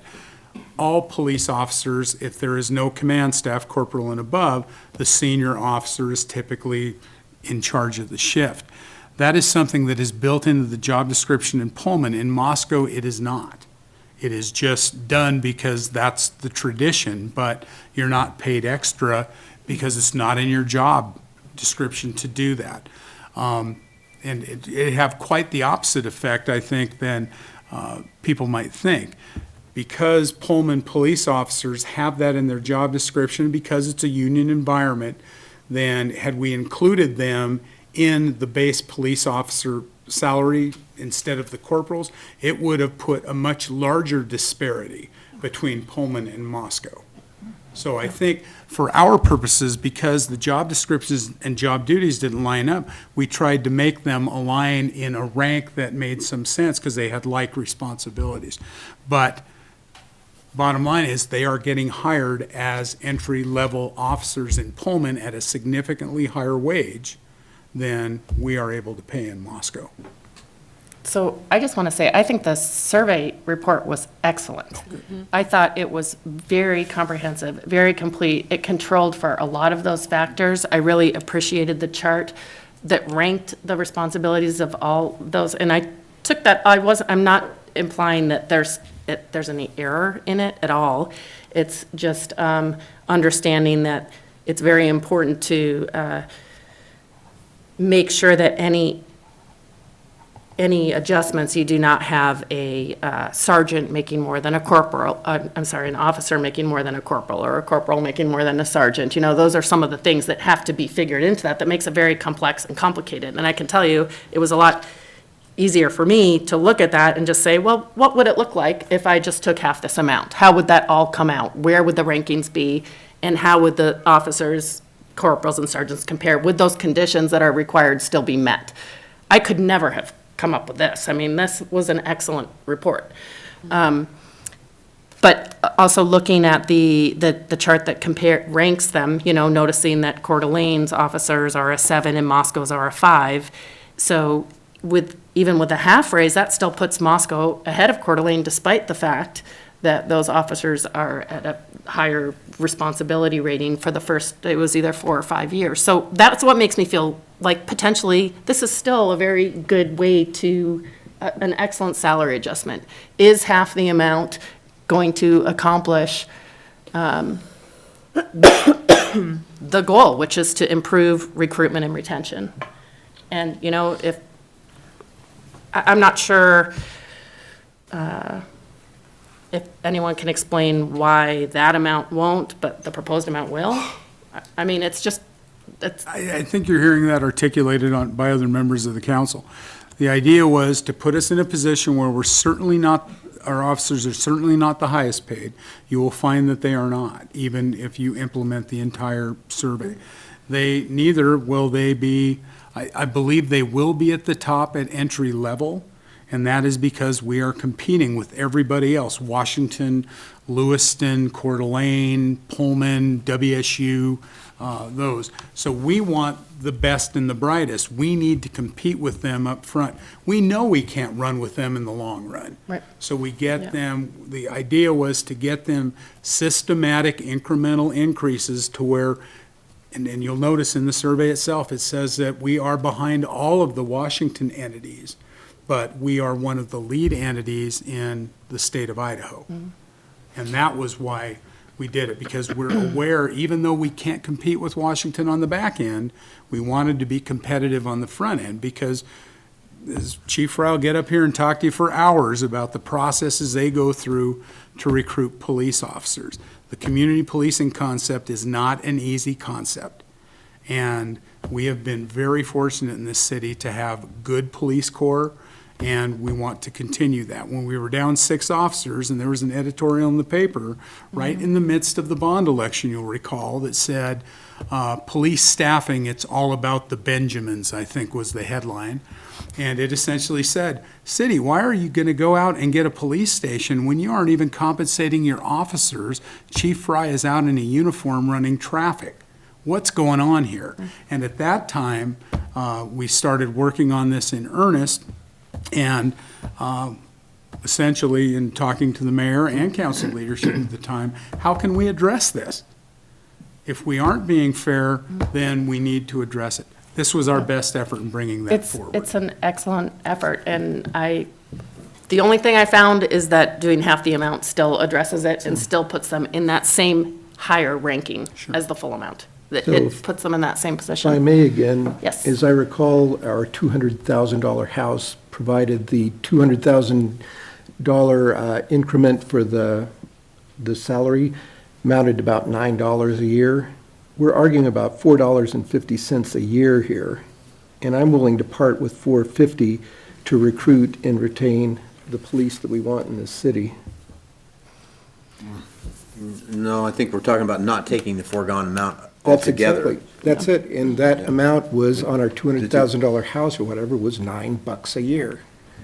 In addition to all the others. I mean, at some point, we can say it's And just so with another this, it's just halvesies, another that. And we're talking $4.50. For heaven's sakes, you cannot find a hamburger for $4.50. Well, it's the whole, it avoids the whole thing, foregone though. amount. It's the whole foregone amount, not half of it. Right. Well, you're talking about half of it. No, but I said He's only half. talking about half the increase on the salary, coupled with the pool raise at 25 cents, and there was one other About component. $3,000 from the our legislative our reserve. So if you cut the whole non-prioritized thing in projects. half, we'll just say we'll cut the whole thing in half down to $100,000. No, No, we're it taking the eliminates whole it 200 entirely. off. It eliminates No. 200. Yeah, we are No. taking the whole 200. In that case, absolutely not for my part. So you would be more interested in taking half of the foregone amount than none of the foregone Nope, I am amount? going to take the $200,000 and the foregone amount as presented in the budget.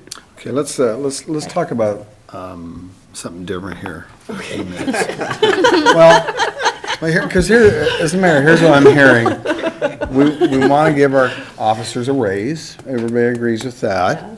What I'm hearing is that we don't want to take, some people are not willing to take the foregone amount. Some people are willing to take the foregone amount. So let's just hold that for a minute, and let's go on and see how we feel about the parking survey. Is everybody okay with the parking survey? I'm in on the parking survey. Any heartburn with anybody on that? Okay, how about the pool salaries? Pardon me? I'm okay with that. I'm good with it.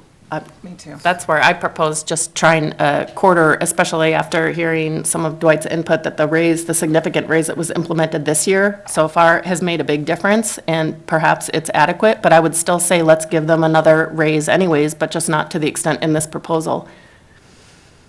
Okay, I understand that, and I tend to agree with that. If Okay. we're trying to put this whole puzzle together so that we don't have to take the foregone amount this year. okay, and so, and Ann, you were in agreement with Jim and Brandy on that. So what we've got is so the parking survey is not an issue, but what we're talking about is the police salary and the pool salary. That's where we're 3 and 3, correct? Isn't that pretty much? Okay, now let's talk about the rest of the budget, or is everybody okay with the rest of this budget as it is? Yep. Is there any other issues that we need to talk about?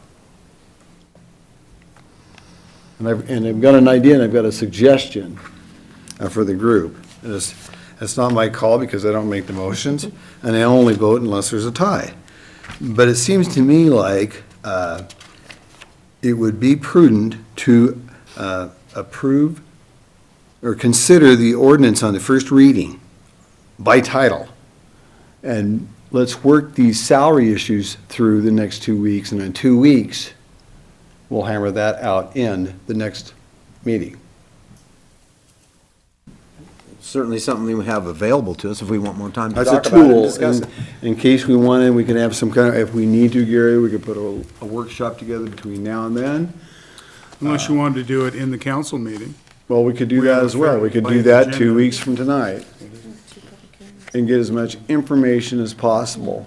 I mean, I would appreciate, I know I shared those calculations with city supervisor and assistant city supervisor, and probably not a lot of time for them to look into them at depth, so I would appreciate, their, And as I said earlier, Brady, I appreciate everybody's effort in digging into a bunch of things, you and all the counselors, and going through this entire budget, because I feel like you all worked very hard for it. But that is a tool that's in front of us. yeah, I think a couple of the other issues, that Mr. Seward brought up about the impacts on renters, that foregone amount, it doesn't seem like a big deal to me personally, but it affects renters differently, low income. And I just think, anyways, there are other, it's not quite as simple as, it's just $14 a year, so. Yeah, and that certainly doesn't, people that have commercial property, they don't get an exemption, so they're paying the full freight on this too, so we represent them as well.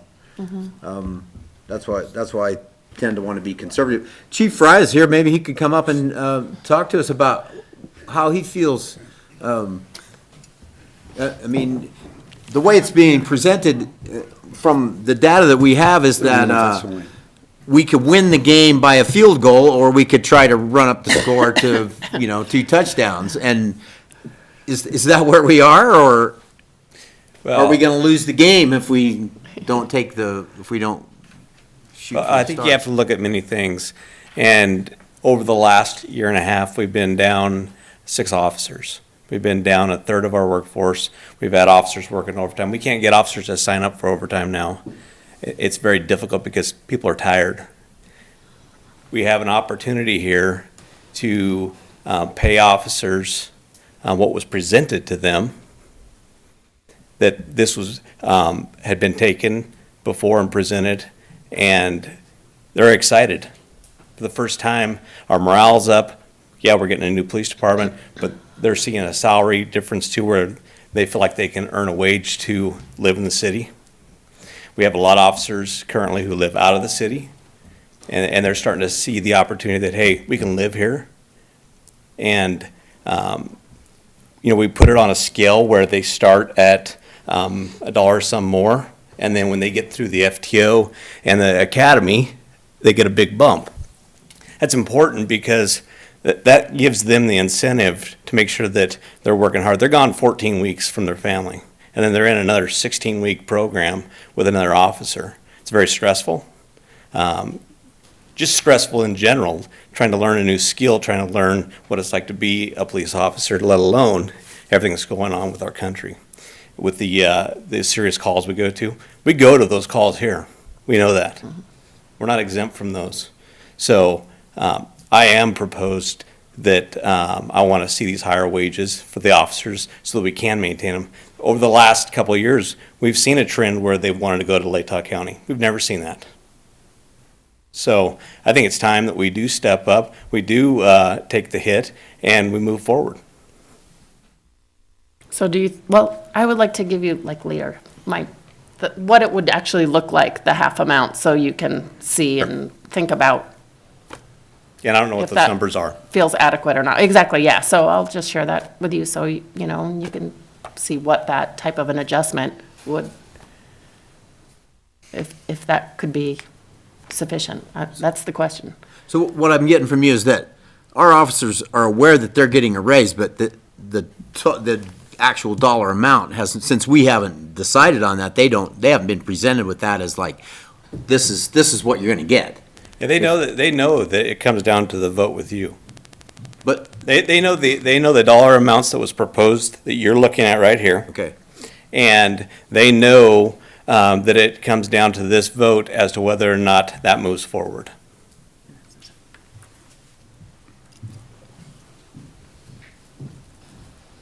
Okay. That's all the questions I had. Any other questions for Chief before we can sit back down? Thank you. Thank you, Chief. Okay, folks, how would you like to proceed? motion makers here. Well, I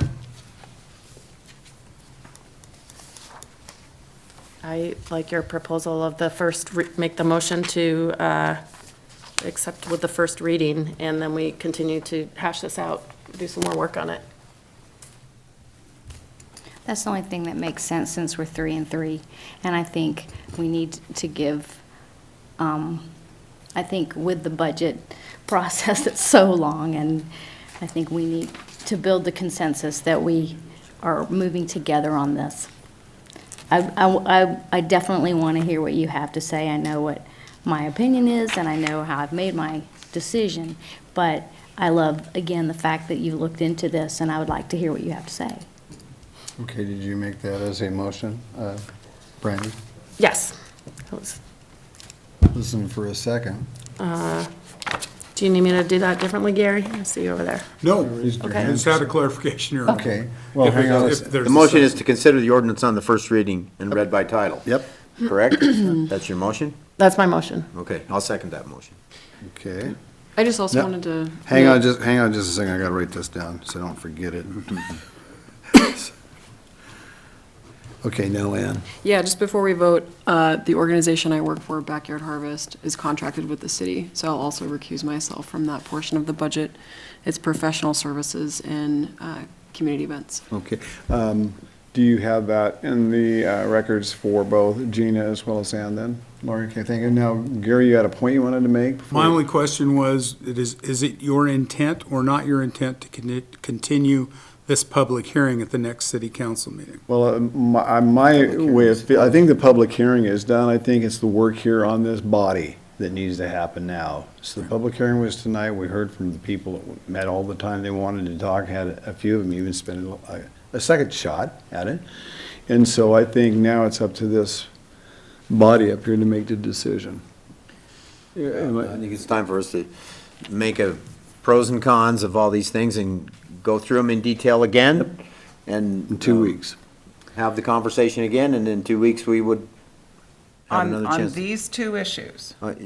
Yes, So once the specifically. issues- Yeah, everything else is fine in the That, budget. So you those- answered my question then. I wanted to know exactly what that Well, outcome would yeah. be. I guess the one other thing with these two issues that are under consideration, we would still be short about $3,100 from having to take any foregone amount. So I would propose to take that out of our legislative non-prioritized budget. So I guess that would be a third potential, if we're going to go for this, that's where I would. Well, and where the motion, and I haven't called for a vote on it, but the way the motion reads is considering the ordinance and is just read by title. On the first reading, the next meeting, those dollars amounts can be fixed. Got it. Brandy. Can I make a request from Dwight and Chief Fry to present us? I know they've spoken, they spoke at the budget workshop and they spoke here, and it was the same sort of information, but could they give us more information that we could utilize for the discussion in 2 weeks? Maybe pertaining to Yeah. what is the difference between the half and the quarter versus the proposed amount? What do they think the impact of those would be? With that. Perhaps. Yeah, we can certainly run different scenarios, but I think Dwight said it pretty well, that he has no idea. I mean, with Well, the that's true. salary, minimum wage in Washington going to $13.50 next year, and will be about $10. $10.70, will that $10.75, be enough to yeah. get people to stay?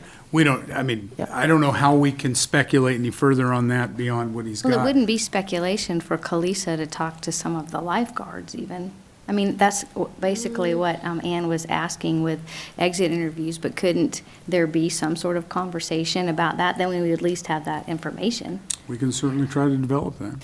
I would really be concerned about the impact of our police hearing what the potential could be, and then we go back with a decision of half of the raise. I really Yeah. think that that's going to be far more detrimental I than we agree. than I we agree, and I understand. kind of don't think it's appropriate for them to be told a certain amount, because it puts everybody in a very awkward position to may. feel like you're taking Gary? something away. There was a salary survey conducted that was a public document. It was presented in the budget. So the information was Okay, that's true. presented during a Yep. Okay, public. you're right. There was no skullduggery where we were informing them, hey, this is what you're going to get. And I don't, know, as the mayor. Well, and in all fairness to that, any kind of a salary that's in the budget, you can't be looking forward to until that budget is actually approved. I mean, it's, that's just how it is. But you do look at it. You do, well, of course you look at it, and so. That's what makes this really difficult. and I have to say that I feel more comfortable making my decisions based on a professionally done budget from our staff than I do anecdotal evidence from a lifeguard. Okay, Sorry. Okay, I think everybody's got it, and we talked about this, and I want to read the motion again that Brandy made. The motion is consider the ordinance on the first reading and then be read by title, and Jim seconded it. That's what we're voting on. I'm going to start the roll with Ann. Aye. Aye. Aye. Aye. Sorry. What? Go ahead. As long as there is no predisposed, It's either a yes or no. no. Okay, no, okay. Aye. Aye, okay. So it was 5-1, and we will take that up with the conversation the next time. And folks, we're going to take a 5-minute recess. Can I ask one quick question before? That you just gavelled. Quick. I just want to Go ahead, know. make it quick. Included in that motion, it was to the choice not to extend the public hearing. That's Is that- Right, we did. But can we accept, I mean, I would kind of encourage Yeah. emails. I would like to know. That's what I No, was. no, no, if you shut the public hearing off, it is on this, right up here, Okay. this board up here, that was what the motion was. Was that included in the motion, though? Excuse me? Where was the discussion part, Included in the yes. motion. Anyway, we're taking a 5-minute recess, because I gotta use the bathroom.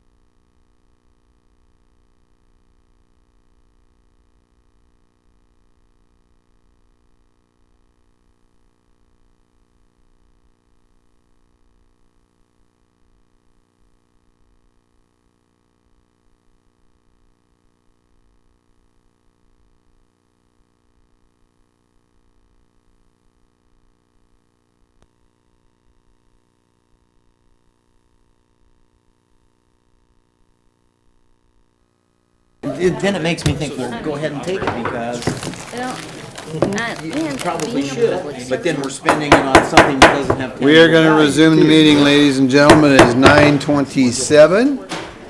And here comes Brandy, so. That's what they say. Oh, my Lord. We are moving to item number 7, which is another public hearing on the 2020 proposed fee resolution. Gary, you have the podium, sir. Thank you, Your Honor. Okay. We have before you is the FY 2020 fee resolution. As indicated in the CCSR, under Idaho law, any fee that is proposed to be increased by 5% or more, or new fee increase, or new fee proposed, is subject to a public hearing. So every year, we put the fee resolution together. You saw it. It's a fairly extensive document. It has all of the fees charged by the city, and under Idaho law, those fees proposed and charged have to be reasonably related to the service provided and the fee. So we'll begin. First, you'll see in land use and development, these are fees that have been phased in over a period of time.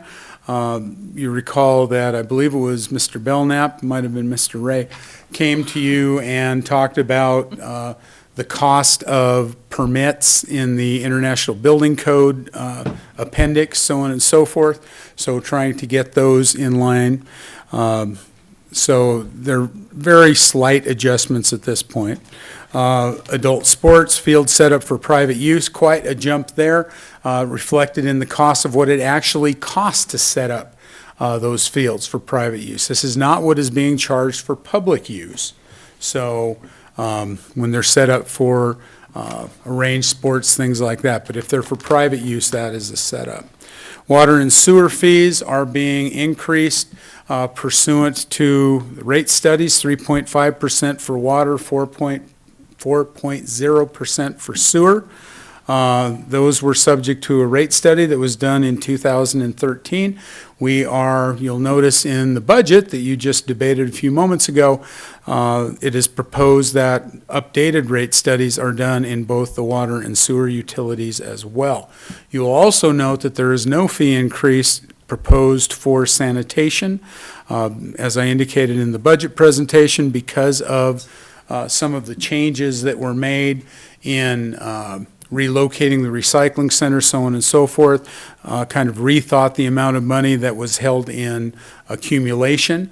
The only fees you will see increased in the fee resolution for sanitation is a 4.4% increase for the Latah County cities and the county itself. That was pursuant to an accelerated provision in our last agreement that when we balanced out the cost of disposal versus the cost of collection, the cost of disposal was disproportionate to the cost of collection, which in turn put the counties and the other Latah County cities who contract with the city for disposal out of balance.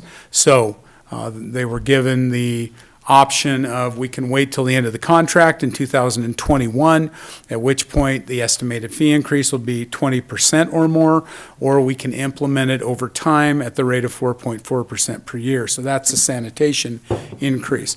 Art Walk, first increase since 2009. As you saw in the budget, there is a proposal for increased advertising, increased media outreach, increased public access to Art Walk, so there's a fee increase to go along with that. Convenience fee. You received a email today regarding the convenience fee. The convenience fee is a charge that you'll see it mainly in the finance department, but you also see it in community development, the police department, any city function that is paid for with a digital transaction or a credit card. The city is charged a transactional fee. Even Springbrook, which is our accounting software, charges us X amount of dollars per digital transaction.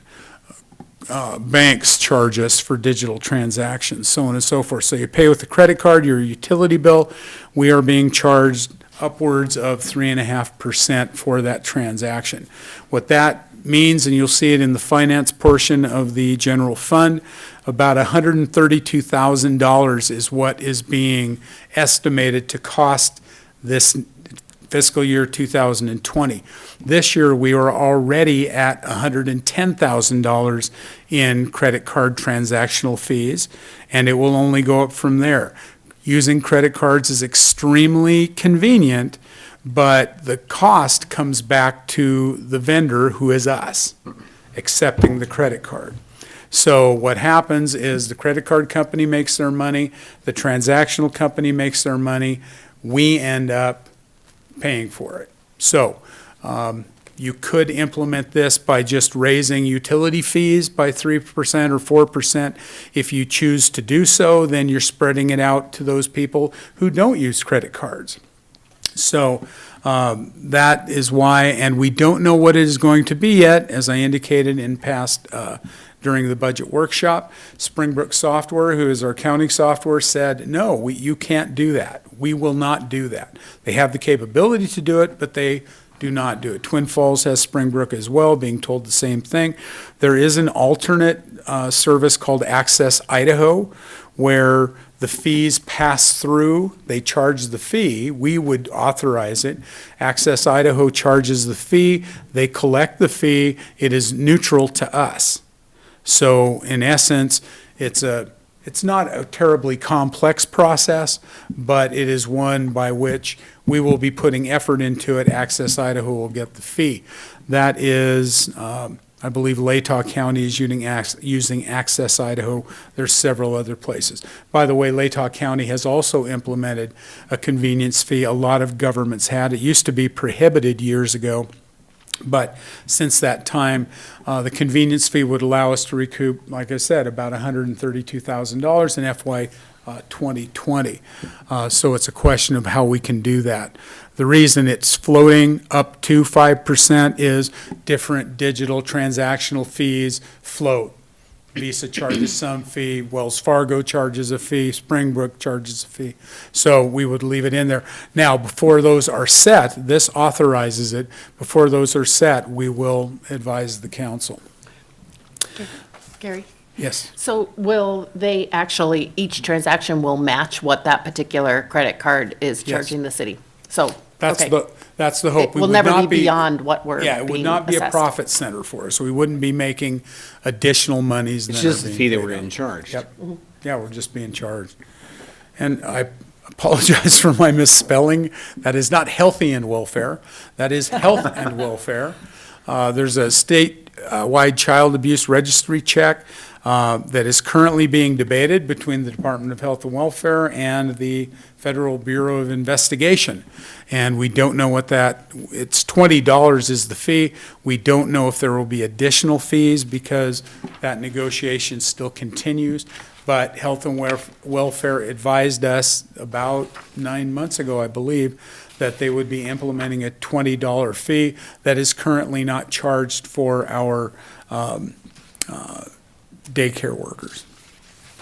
Palouse Plein Air, again, as the Arts Department is trying to bring their fees in line with standards. They have fees for artists and student artists. Engineering services, we have worked over the review processes for lot divisions and line adjustments, and those fees have been greatly simplified, making them more understandable. Farmers market vendor fee is one that we don't know what that's going to be either. It is one that is still being debated, so it will likely come after the end of market season. We'll likely have to open the fee resolution again at that time. So these fees support the numbers that you see in the budget. So you saw that swimming pool fees, recreational fees are all being adjusted. I already explained the utility fees. There's a slight increase, again, according to the rate study for general facilities charges, so on and so forth. So pretty standard fare. the miscellaneous, or excuse me, the convenience fee was the one that stood out. So happy to answer any questions you might have. Okay. Brandy? Might be a question for Bill, but with the parking permit fees, is that something that can be changed at any time after this is adopted? That would be for me. Okay. And yes, the answer is you can. You would have, if it increases by 5% or more, you have to have a public hearing for the budget, or excuse me, for the fee resolution, whatever part you're adjusting. And you could do it mid-year. We've done it in the past if we had a fee. I can't remember the one we did last. It was a fee that we were informed about. We had to get it in or we were going to lose money, so we had a public hearing on that. I can't recall what it was for. But yeah, you can open it up at any time. You just have to have a public hearing if it's more than 5%. Okay, other questions for Gary before I open the public hearing? Thank you, Gary. We'll open the public hearing at 9:38. Anybody like to come up and talk? You've got 3 minutes. Please give us your name, and there's a clipboard over there somewhere too, Victoria, for you to sign. Fine, but I signed it. Victoria Seaver, 121 North Lily, Moscow, so I figure somebody should say something.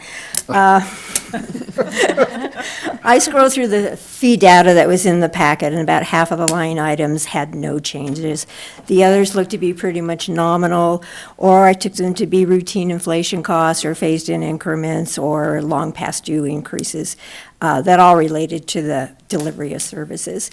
Based on my observances over the past year of city business brought before Public Works and Finances and the administrative committees and city council, that all seems consistent with the cost of doing business, and I rely on city professionals to bump them up where needed. If anyone takes issue with anything in this in particular, they can speak to that, but my general sense is that the fee schedule looks okay. So I also take the opportunity, which I do every so often, to encourage the city to utilize tiered levels and classifications where feasible. For example, the tiered water rate we do use, which is both more fair and an incentive to conserve water resources. So I know the city is sensitive to those kinds of things and does it in multiple areas, but I want you to be responsive to technology and billing practices as they surface in order to extend that, such as residential sewer rates in the future. I'd like to see that tiered. Thank you, Victoria.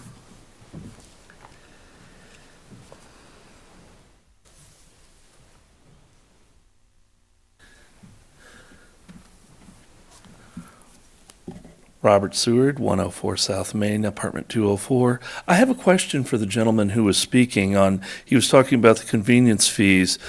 If someone pays, if a vendor came in and paid, say, directly with their bank card and didn't use a credit card, would that convenience fee be applied? You're asking if you use a debit card rather than a credit card? That is correct. You need to come up to the microphone. This is our finance director, Sarah Banks, for those out there in television land that will address this. So that one can get a little tricky. It depends on if the bank card, if it can be ran as a Visa or a MasterCard, then it's still going to receive the charge. If not, there are some cards that you can run and it won't happen, but otherwise you just have to use cash or check or a strict bank card. If it has the Visa or MasterCard logo, then you would still be charged the fee. Okay. Thank you, Sarah. And you were done with your testimony on that? It was mostly just a question on something I wasn't clear about when he was talking about it. Personally, I don't have a problem with what he said. Everything he said sounded reasonable and financially fiscal, and I'm all for everything I've heard. Thank you.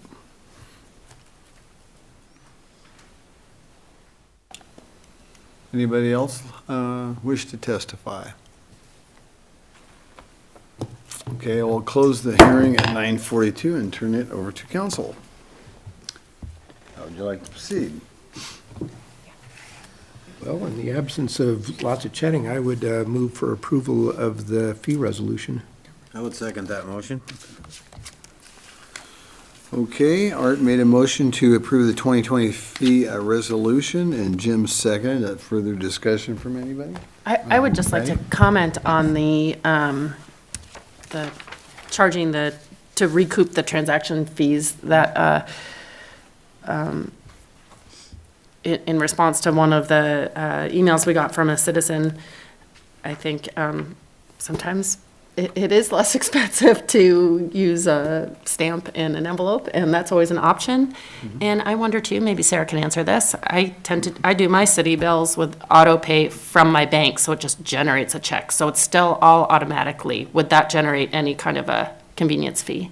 Okay, so, The answer on and that it is is very no. convenient. So I think it's, kind of makes sense to recoup as more and more people do that. It's just draining, Well, there's one more that point. burden is on There's one the more point, taxpayers, too. really. If they wanted to, they could deliver a check right here, or deliver it outside on their way downtown, and they don't have a stamp fee either, so. Right. So there's several different options that they have in our box, our drop box out here. Okay, everybody understands the motion? I will start the roll with Catherine. Aye. Aye. Aye. Aye. Aye. Aye. Okay, fee resolution is passed. Okay, Gary? Mr. Mayor, before we move on, I wanted to revisit the decision by consensus to not continue having the public hearing go on to the next time we discuss the budget. And I wanted to sort of revisit, since I don't believe that was an official part of the motion and the decision that we voted on. Well, it was asked before the motion if public hearing was going to resume, and I've said no, and I thought the consensus amongst the counselors was that was fine as a no as well. Right. That's how I understood it. That's what I thought, but are you saying that you want it to be a public I hearing? think so. I just think that it's one of those, I just don't see, if people want to give public input on something, I don't ever see why we wouldn't take it. Gary, Because we're not making a decision until the next time we discuss this. I Yeah. think, in a lot of ways, I think it's easier than trying to explain to people why they can't. And I always think it's beneficial, but that's one other thing to throw in there. Part of the conversation too, Ann, was that really there were two sticking points, and that was the police salaries and the pool salary. The seasonal, everything else in the budget was fine, according to the consensus amongst the council. That's what we did. Gary, what's your point on that? Now, Idaho law requires a public hearing for the budget process. So that has been complied with. You can continue the public hearing although it has been closed now, so you would have to schedule a new public hearing. But it wouldn't be a public hearing in the sense that of the one you just had. It's not required. There's nothing preventing you from having a public meeting, and if the mayor wants to, he can take public testimony. That is a different legal thing than a public hearing. So, And the mayor would not be opposed to doing that. I've got no reason- You're certainly allowed to allow public comment in any public meeting, correct? Yeah. I would actually, I would be interested in hearing public comment specific to these issues, not starting all over again. We held the public hearing, but I would be in support of, now that we are going to deliberate on this a Okay, well, little Mayor, more, I would. It'll be a public meeting, and we will let people speak. How's that? Not a hearing, but if somebody wants to make a conversation, sure. Because we just have the decision outside of the open comment period, that people, if we want, then we can give them the opportunity to comment on the discussion item that we're talking about. yeah, if I may Right, on that is what as you're well. saying? Yeah. The budget is a legislative action. It's not quasi-judicial. So the public can communicate with you, lobby you, Emails, do texts. whatever you're willing to listen, they can do. So it isn't necessary, you can't quash that public comment. As long as you're willing to listen to them, you can take whatever public comment you And like. in all honesty, there's no reason not to. Great. Okay. Glad we agree. Okay, we will move on to item number 8, which is the bond ordinance. Gary, you have this is a Gary Reedner thing tonight. You got everything. Great, you guys are getting everything tonight. Let's see. Help me out, Zach. I need Eric's presentation. Can't find it. There it is. Nice work. Yep, that's it. Would you like it full screen? Sure.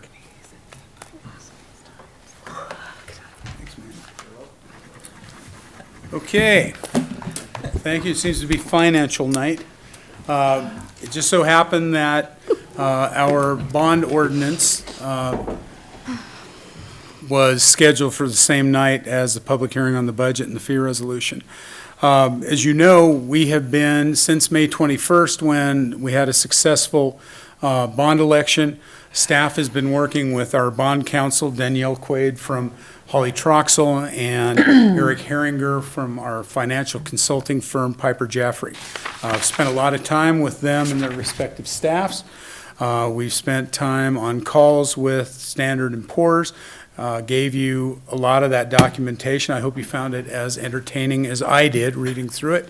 The S&P rating was also given. We were issued a AA- rating, which is the rating that we've had for our sewer revenue bonds. So it is great that that rating continues over into the general obligation bond world as well. I'm not going to take a lot of time introducing the proposal, the ordinance itself. Eric will run you through the process that we went through with staff and with the professionals in the matter. Then Danielle will come up, brief you on the ordinance and what is legally necessary.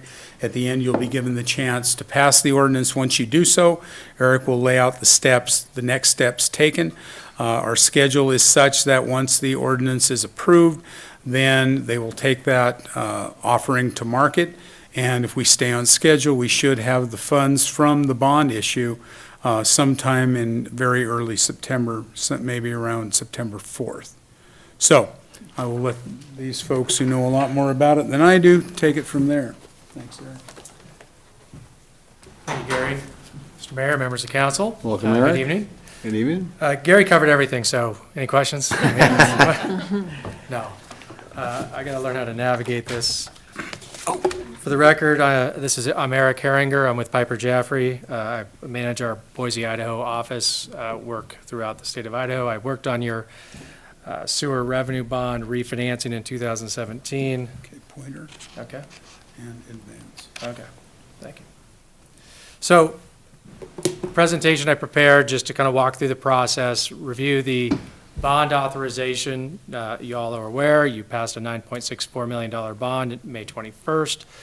That authorized you to sell a bond that would generate that amount of proceeds, repay it over 10 years. The plan was for a level amortization. And in the ballot document, we had an estimated tax impact of $85 per 100,000 of value. And I've got an update for you on where I think that is under the current rate environment later on. The bond sale plan is to do a competitive bid bond sale. So we're going to put the bond out into the market for underwriters to bid on through a parity electronic bid submission process, which I'll describe a little bit later.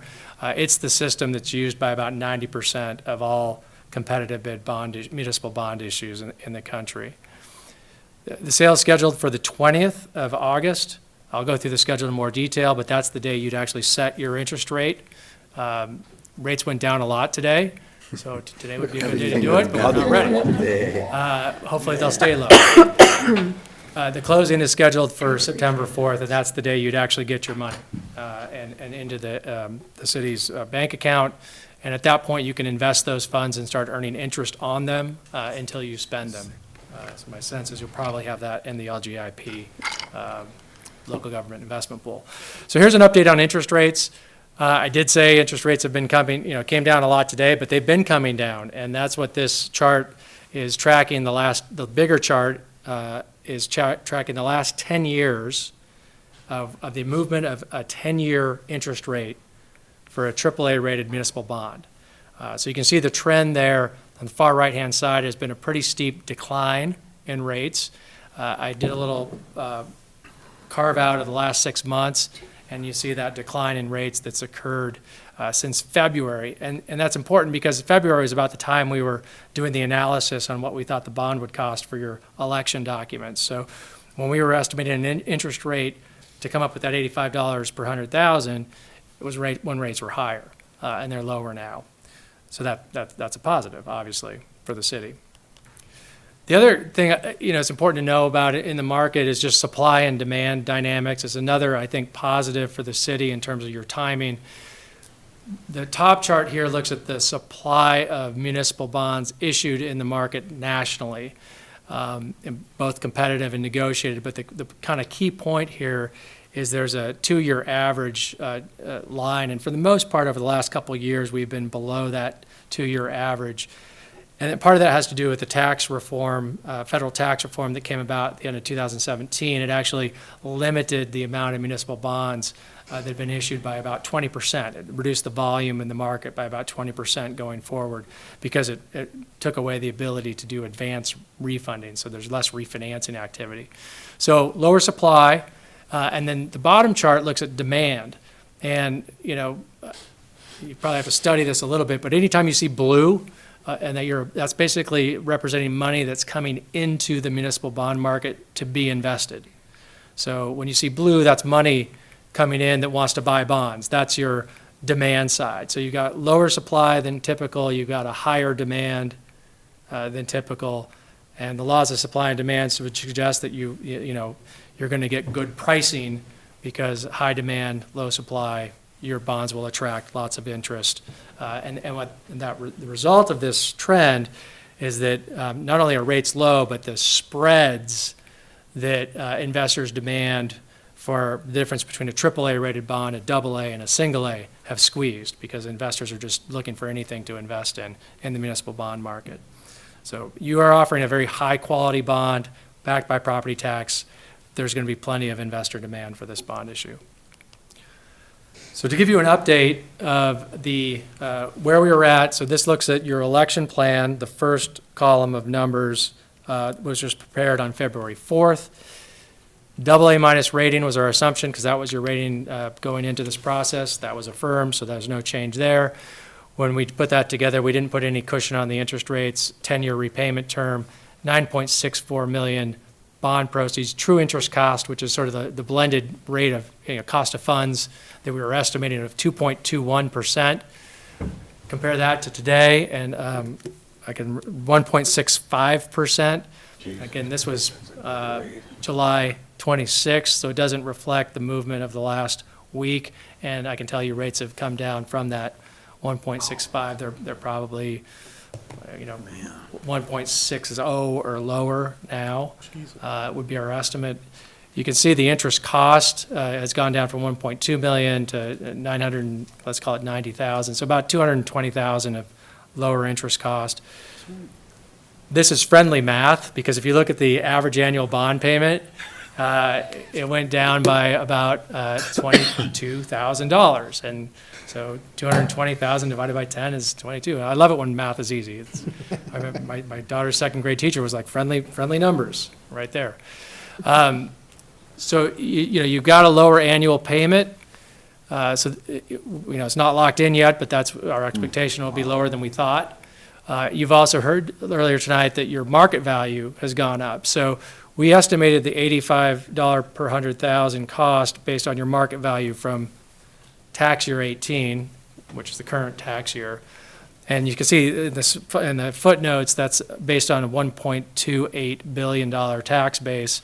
Preliminary numbers from the county are showing $1.37 billion. So lower annual cost, higher tax base. You're looking at a $78 per 100,000. It may come in a little lower than that if rates shoot up for some reason, which I doubt. It could be a little higher, but it's certainly going to be less than the 85 that you talked about in the ballot disclosures. So I think good news there. One of the things that if you read through the documents, you might have said, "Hey, Eric, wait a second. We passed a $9.64 million bond issue. All these documents have the bond amount at $8,615,000. What's the deal? Where's the 9.64? When we bid this out, we're going to make sure that we size the final results so that the city gets $9.64 million after paying the cost of issuance. And the difference between that par amount that you see in the documents or face amount and the amount of money you're going to get is what's called premium.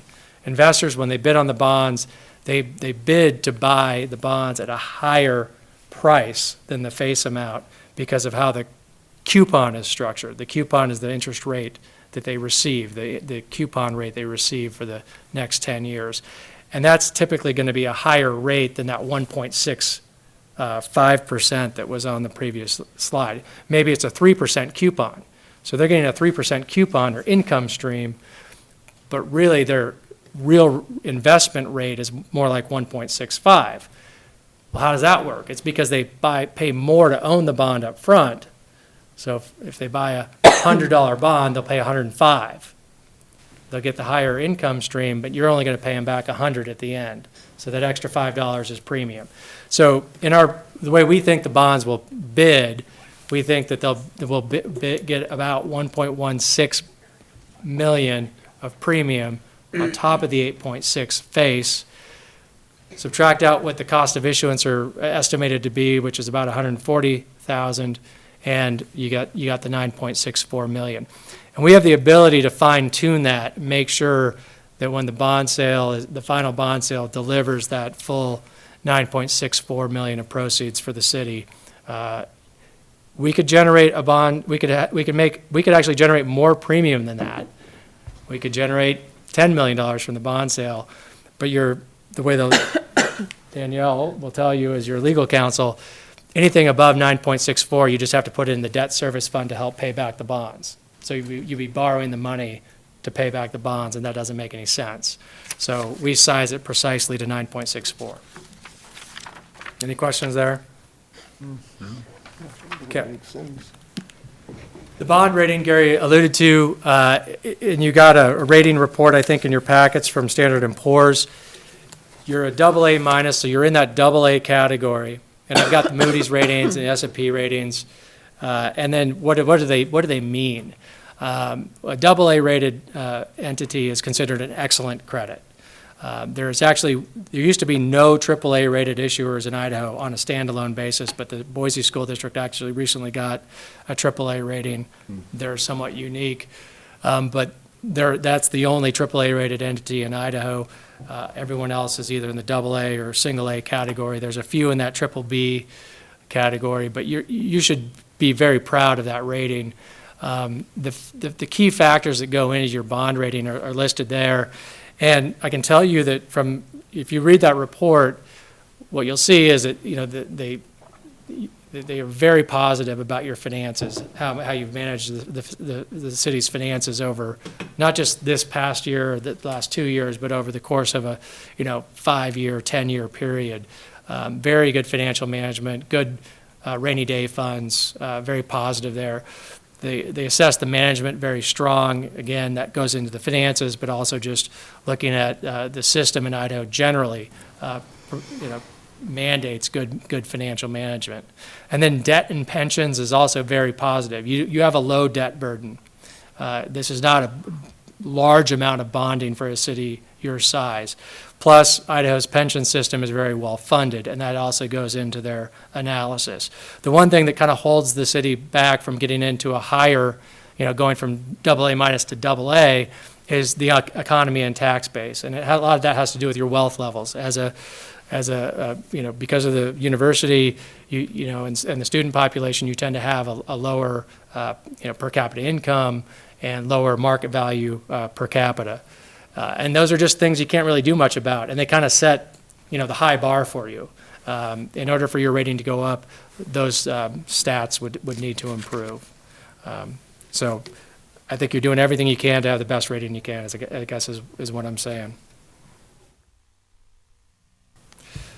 I like this little thing because I can read this instead of having to go across to there. So this is the schedule. We've got, we spent a lot of time getting the bond documents prepared, getting those ready to talk to the rating agencies. We've done that. We went through a due diligence process, make sure we've adequately disclosed the things investors would want to know about the city and this bond offering. It's very important that we have a thorough review of that. Because again, we're regulated by the Securities and Exchange Commission, the Municipal Securities Rulemaking Board, all kinds of alphabet soup acronyms that make sure we do what we're supposed to do. That's all done. Tonight is the city considering an ordinance to authorize the issuance of these bonds, and delegate the authority to the mayor and the finance director to complete, the final details, as long as the results meet specific parameters. And Danielle will talk about what the ordinance contains beyond that. So once that action takes place, we know we're moving forward. We're going to post the preliminary official statement. That's the offering document that the investors look at, the underwriters look at to figure out if they want to bid on it and what they'll bid, the price they'll bid. That will be posted on Wednesday, be out in the market for a week and a half. And then on the 20th, we'll bid, lock in the interest rates on the 20th, and then close on the 4th. I'd like to tell you who the participants are. So the city, right, you're the issuer, you're selling the bonds. Piper Jaffray, the firm I work for, we're your municipal advisor.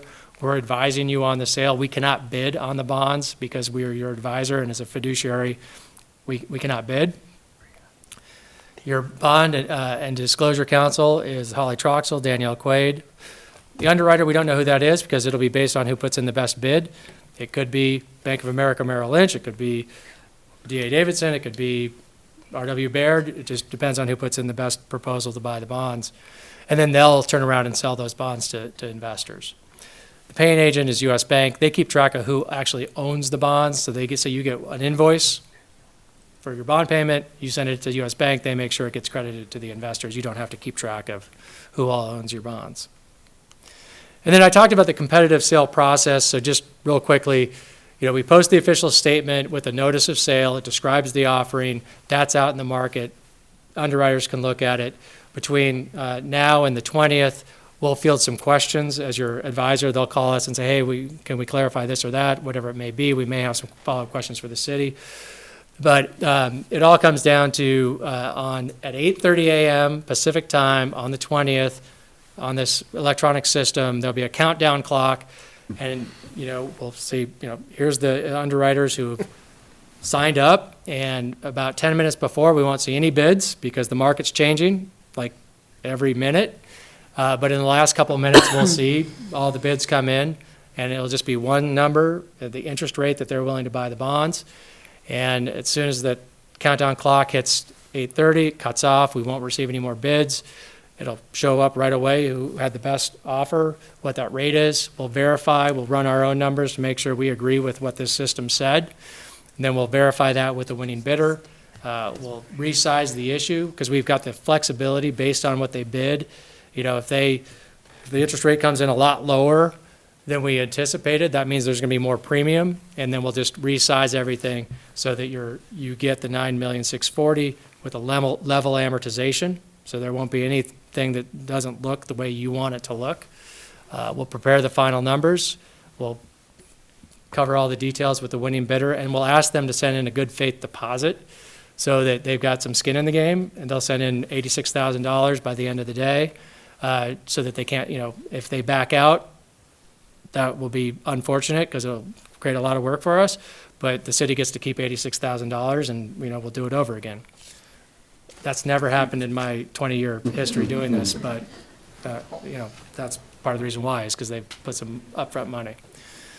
So that's the process. That's the end of the presentation. Congratulations on passing the bond one, but also I think your timing's fantastic with where interest rates are, and hopefully we can have that hold on for the next 2 weeks. Thank you, Eric. It'll be a little more, but still. Myself. Yeah, that's great.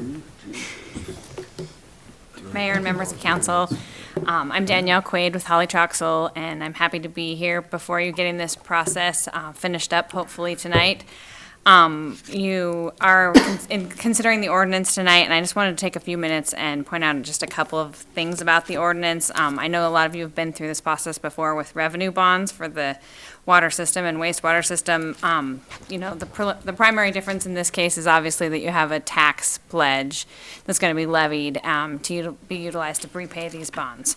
So just a couple of things I wanted to talk about. The main thing is that, as Eric noted, this ordinance delegates the responsibility to setting the final pricing terms to the mayor and the finance director jointly. They both have to act to finalize them with the parameters that are set forth in section 209A. That sets an interest rate ceiling. Eric told you what he thinks the interest rates are going to be. We set a ceiling of 3%. We expect it to be much less than that. Obviously, the principal amount ceiling, you can't go above that $9,640,000. The maturity date, you can't extend beyond the 10 years that was included in the election resolution. And then beyond that, it allows for the terms to be set as we best deem by the marketplace, and in connection with what Gary and Sarah have set up for your level debt service payments, etc. I do like to point out too that the main thing that you're pledging to do is in section 501. That's levy the tax, collect the tax, keep the tax separate, and utilize it only to pay the bonds. It's absolutely critical that those tax payments are not mixed with your general fund tax payments, and that they're only utilized for that purpose, because that's the only reason that they're authorized by your electorate. The other thing is, and this is not a common thing with a police station, but you always have to keep in mind that these are tax exempt bonds, and there are IRS requirements that go along with those. You have to use them primarily for public purposes. We had, in the process of our due diligence that we did with the city staff, we talked about the fact that you don't have any, leases of any of the space to private entities. You don't have any private entities managing any of it. Sometimes that does happen in prison facilities, jails, and police stations, not so much, but things to keep in mind. You can't have private benefit occurring in buildings financed with tax-exempt bonds. Unlikely, but I always like to point it out. The other big thing you're doing in this ordinance is approving and deeming final this preliminary official statement document, which is the other giant thing that you probably received in your email. That's what Eric was noting goes to the marketplace. That's where we describe the state of the city and your financial situation and the vote and the authorization to levy the tax, and give all the investors all of the information that they need to be able to make an educated decision about whether or not to purchase the bonds. In developing that, we worked very closely with the city and did an extensive due diligence process, and I feel like we're in great shape to release that on Wednesday. But those are the two main things that we've worked on to get to the place where we're at, where we're ready to market the bonds. So with that, if you have any questions, I'd be happy to take them. Questions for Danielle? Thank you very much. Thank you. Okay. Turn it over to the council. I'm going to move that we approve the bond under suspension of the rules requiring 3 complete and separate readings, and it be read by title and published by summary. Second. Gina beat you, Art. Gina got it. Okay, we got a motion by Jim and a second by Gina to approve the bond ordinance under the suspension of the rules requiring 3 complete and separate readings, and it be read by title and published by summary. I'll start the roll with Catherine. Aye. Aye. Aye. Aye. Aye. Aye. Okay, so we've got ordinance 2019-8.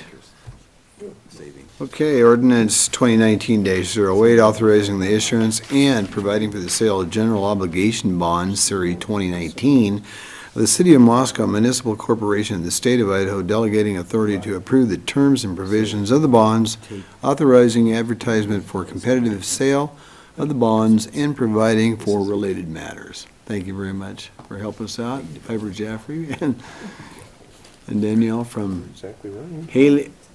Holly, okay, yeah. Thank you very much. Okay, we'll move on to item number 9 now, and that is the ice rink Hamilton Fund. Thank you, Mark and Tony, for hanging in all night with us. We're happy that we've had you here all evening. I'm sure you've been excited to be sitting here with us. Okay, here you have the podium, sir. Gentlemen can't say they When it weren't gets warned. around 10 o'clock, we all get a little weird, so I'm probably the weirdest, so there you have it. Okay, what you have before you is probably the longest resolution we have, other than the fee resolution. It has a lot of references in it.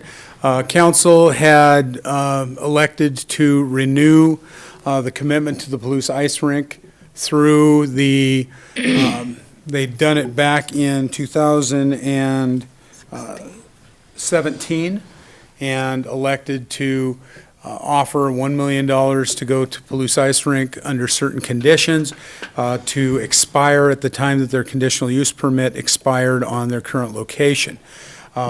So that was a 3-year commitment at that time.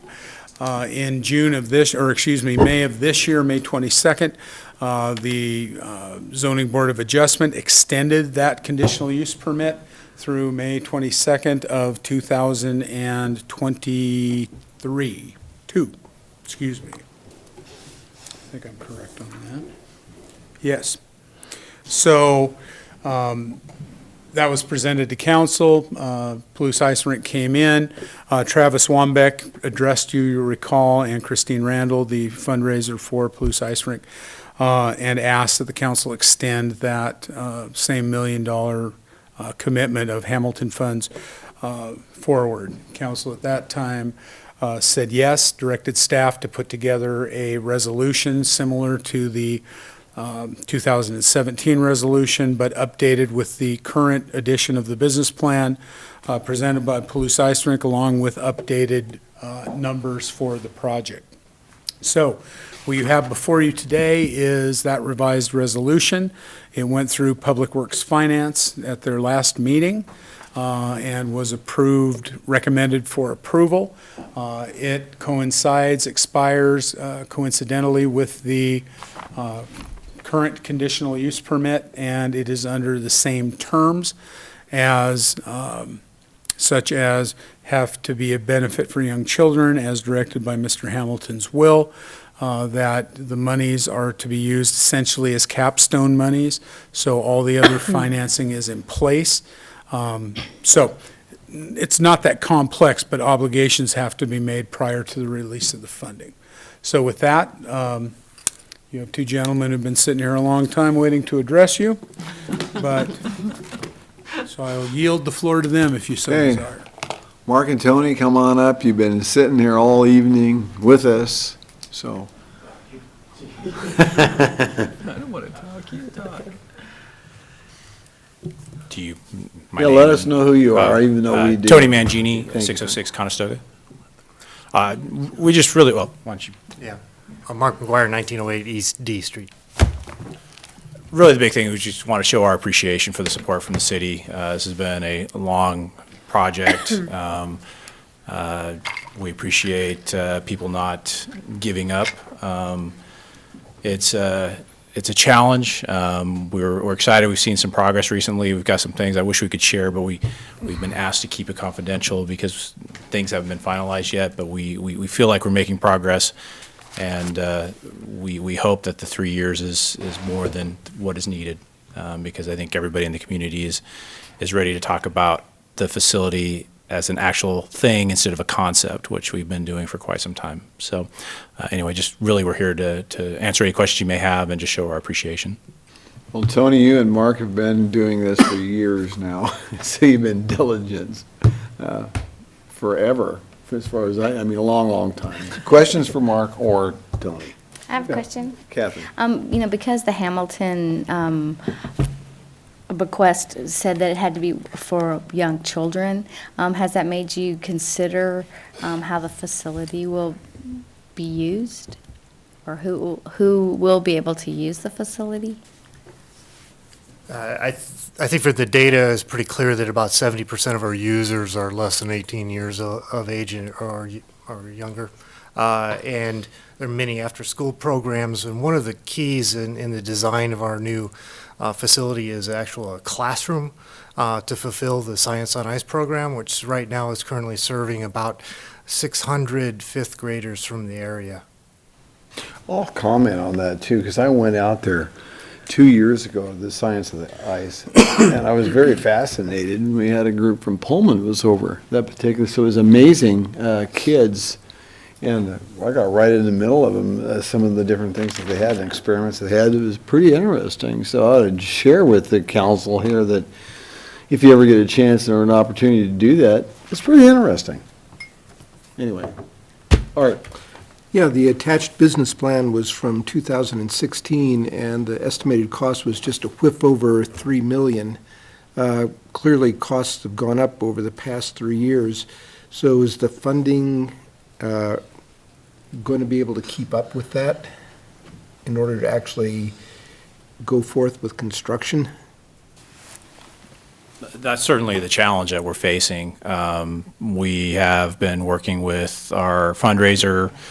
We saw a really nice push of donations at the end of 2018, including a $200,000 cash donation by Bill Parks. So we understand that. Look, we've been creative throughout this whole project. One thing that we recently finished is we acquired a new chiller unit. That's a line item from our budget of about $500,000. We were able to acquire it for, I believe, $110,000.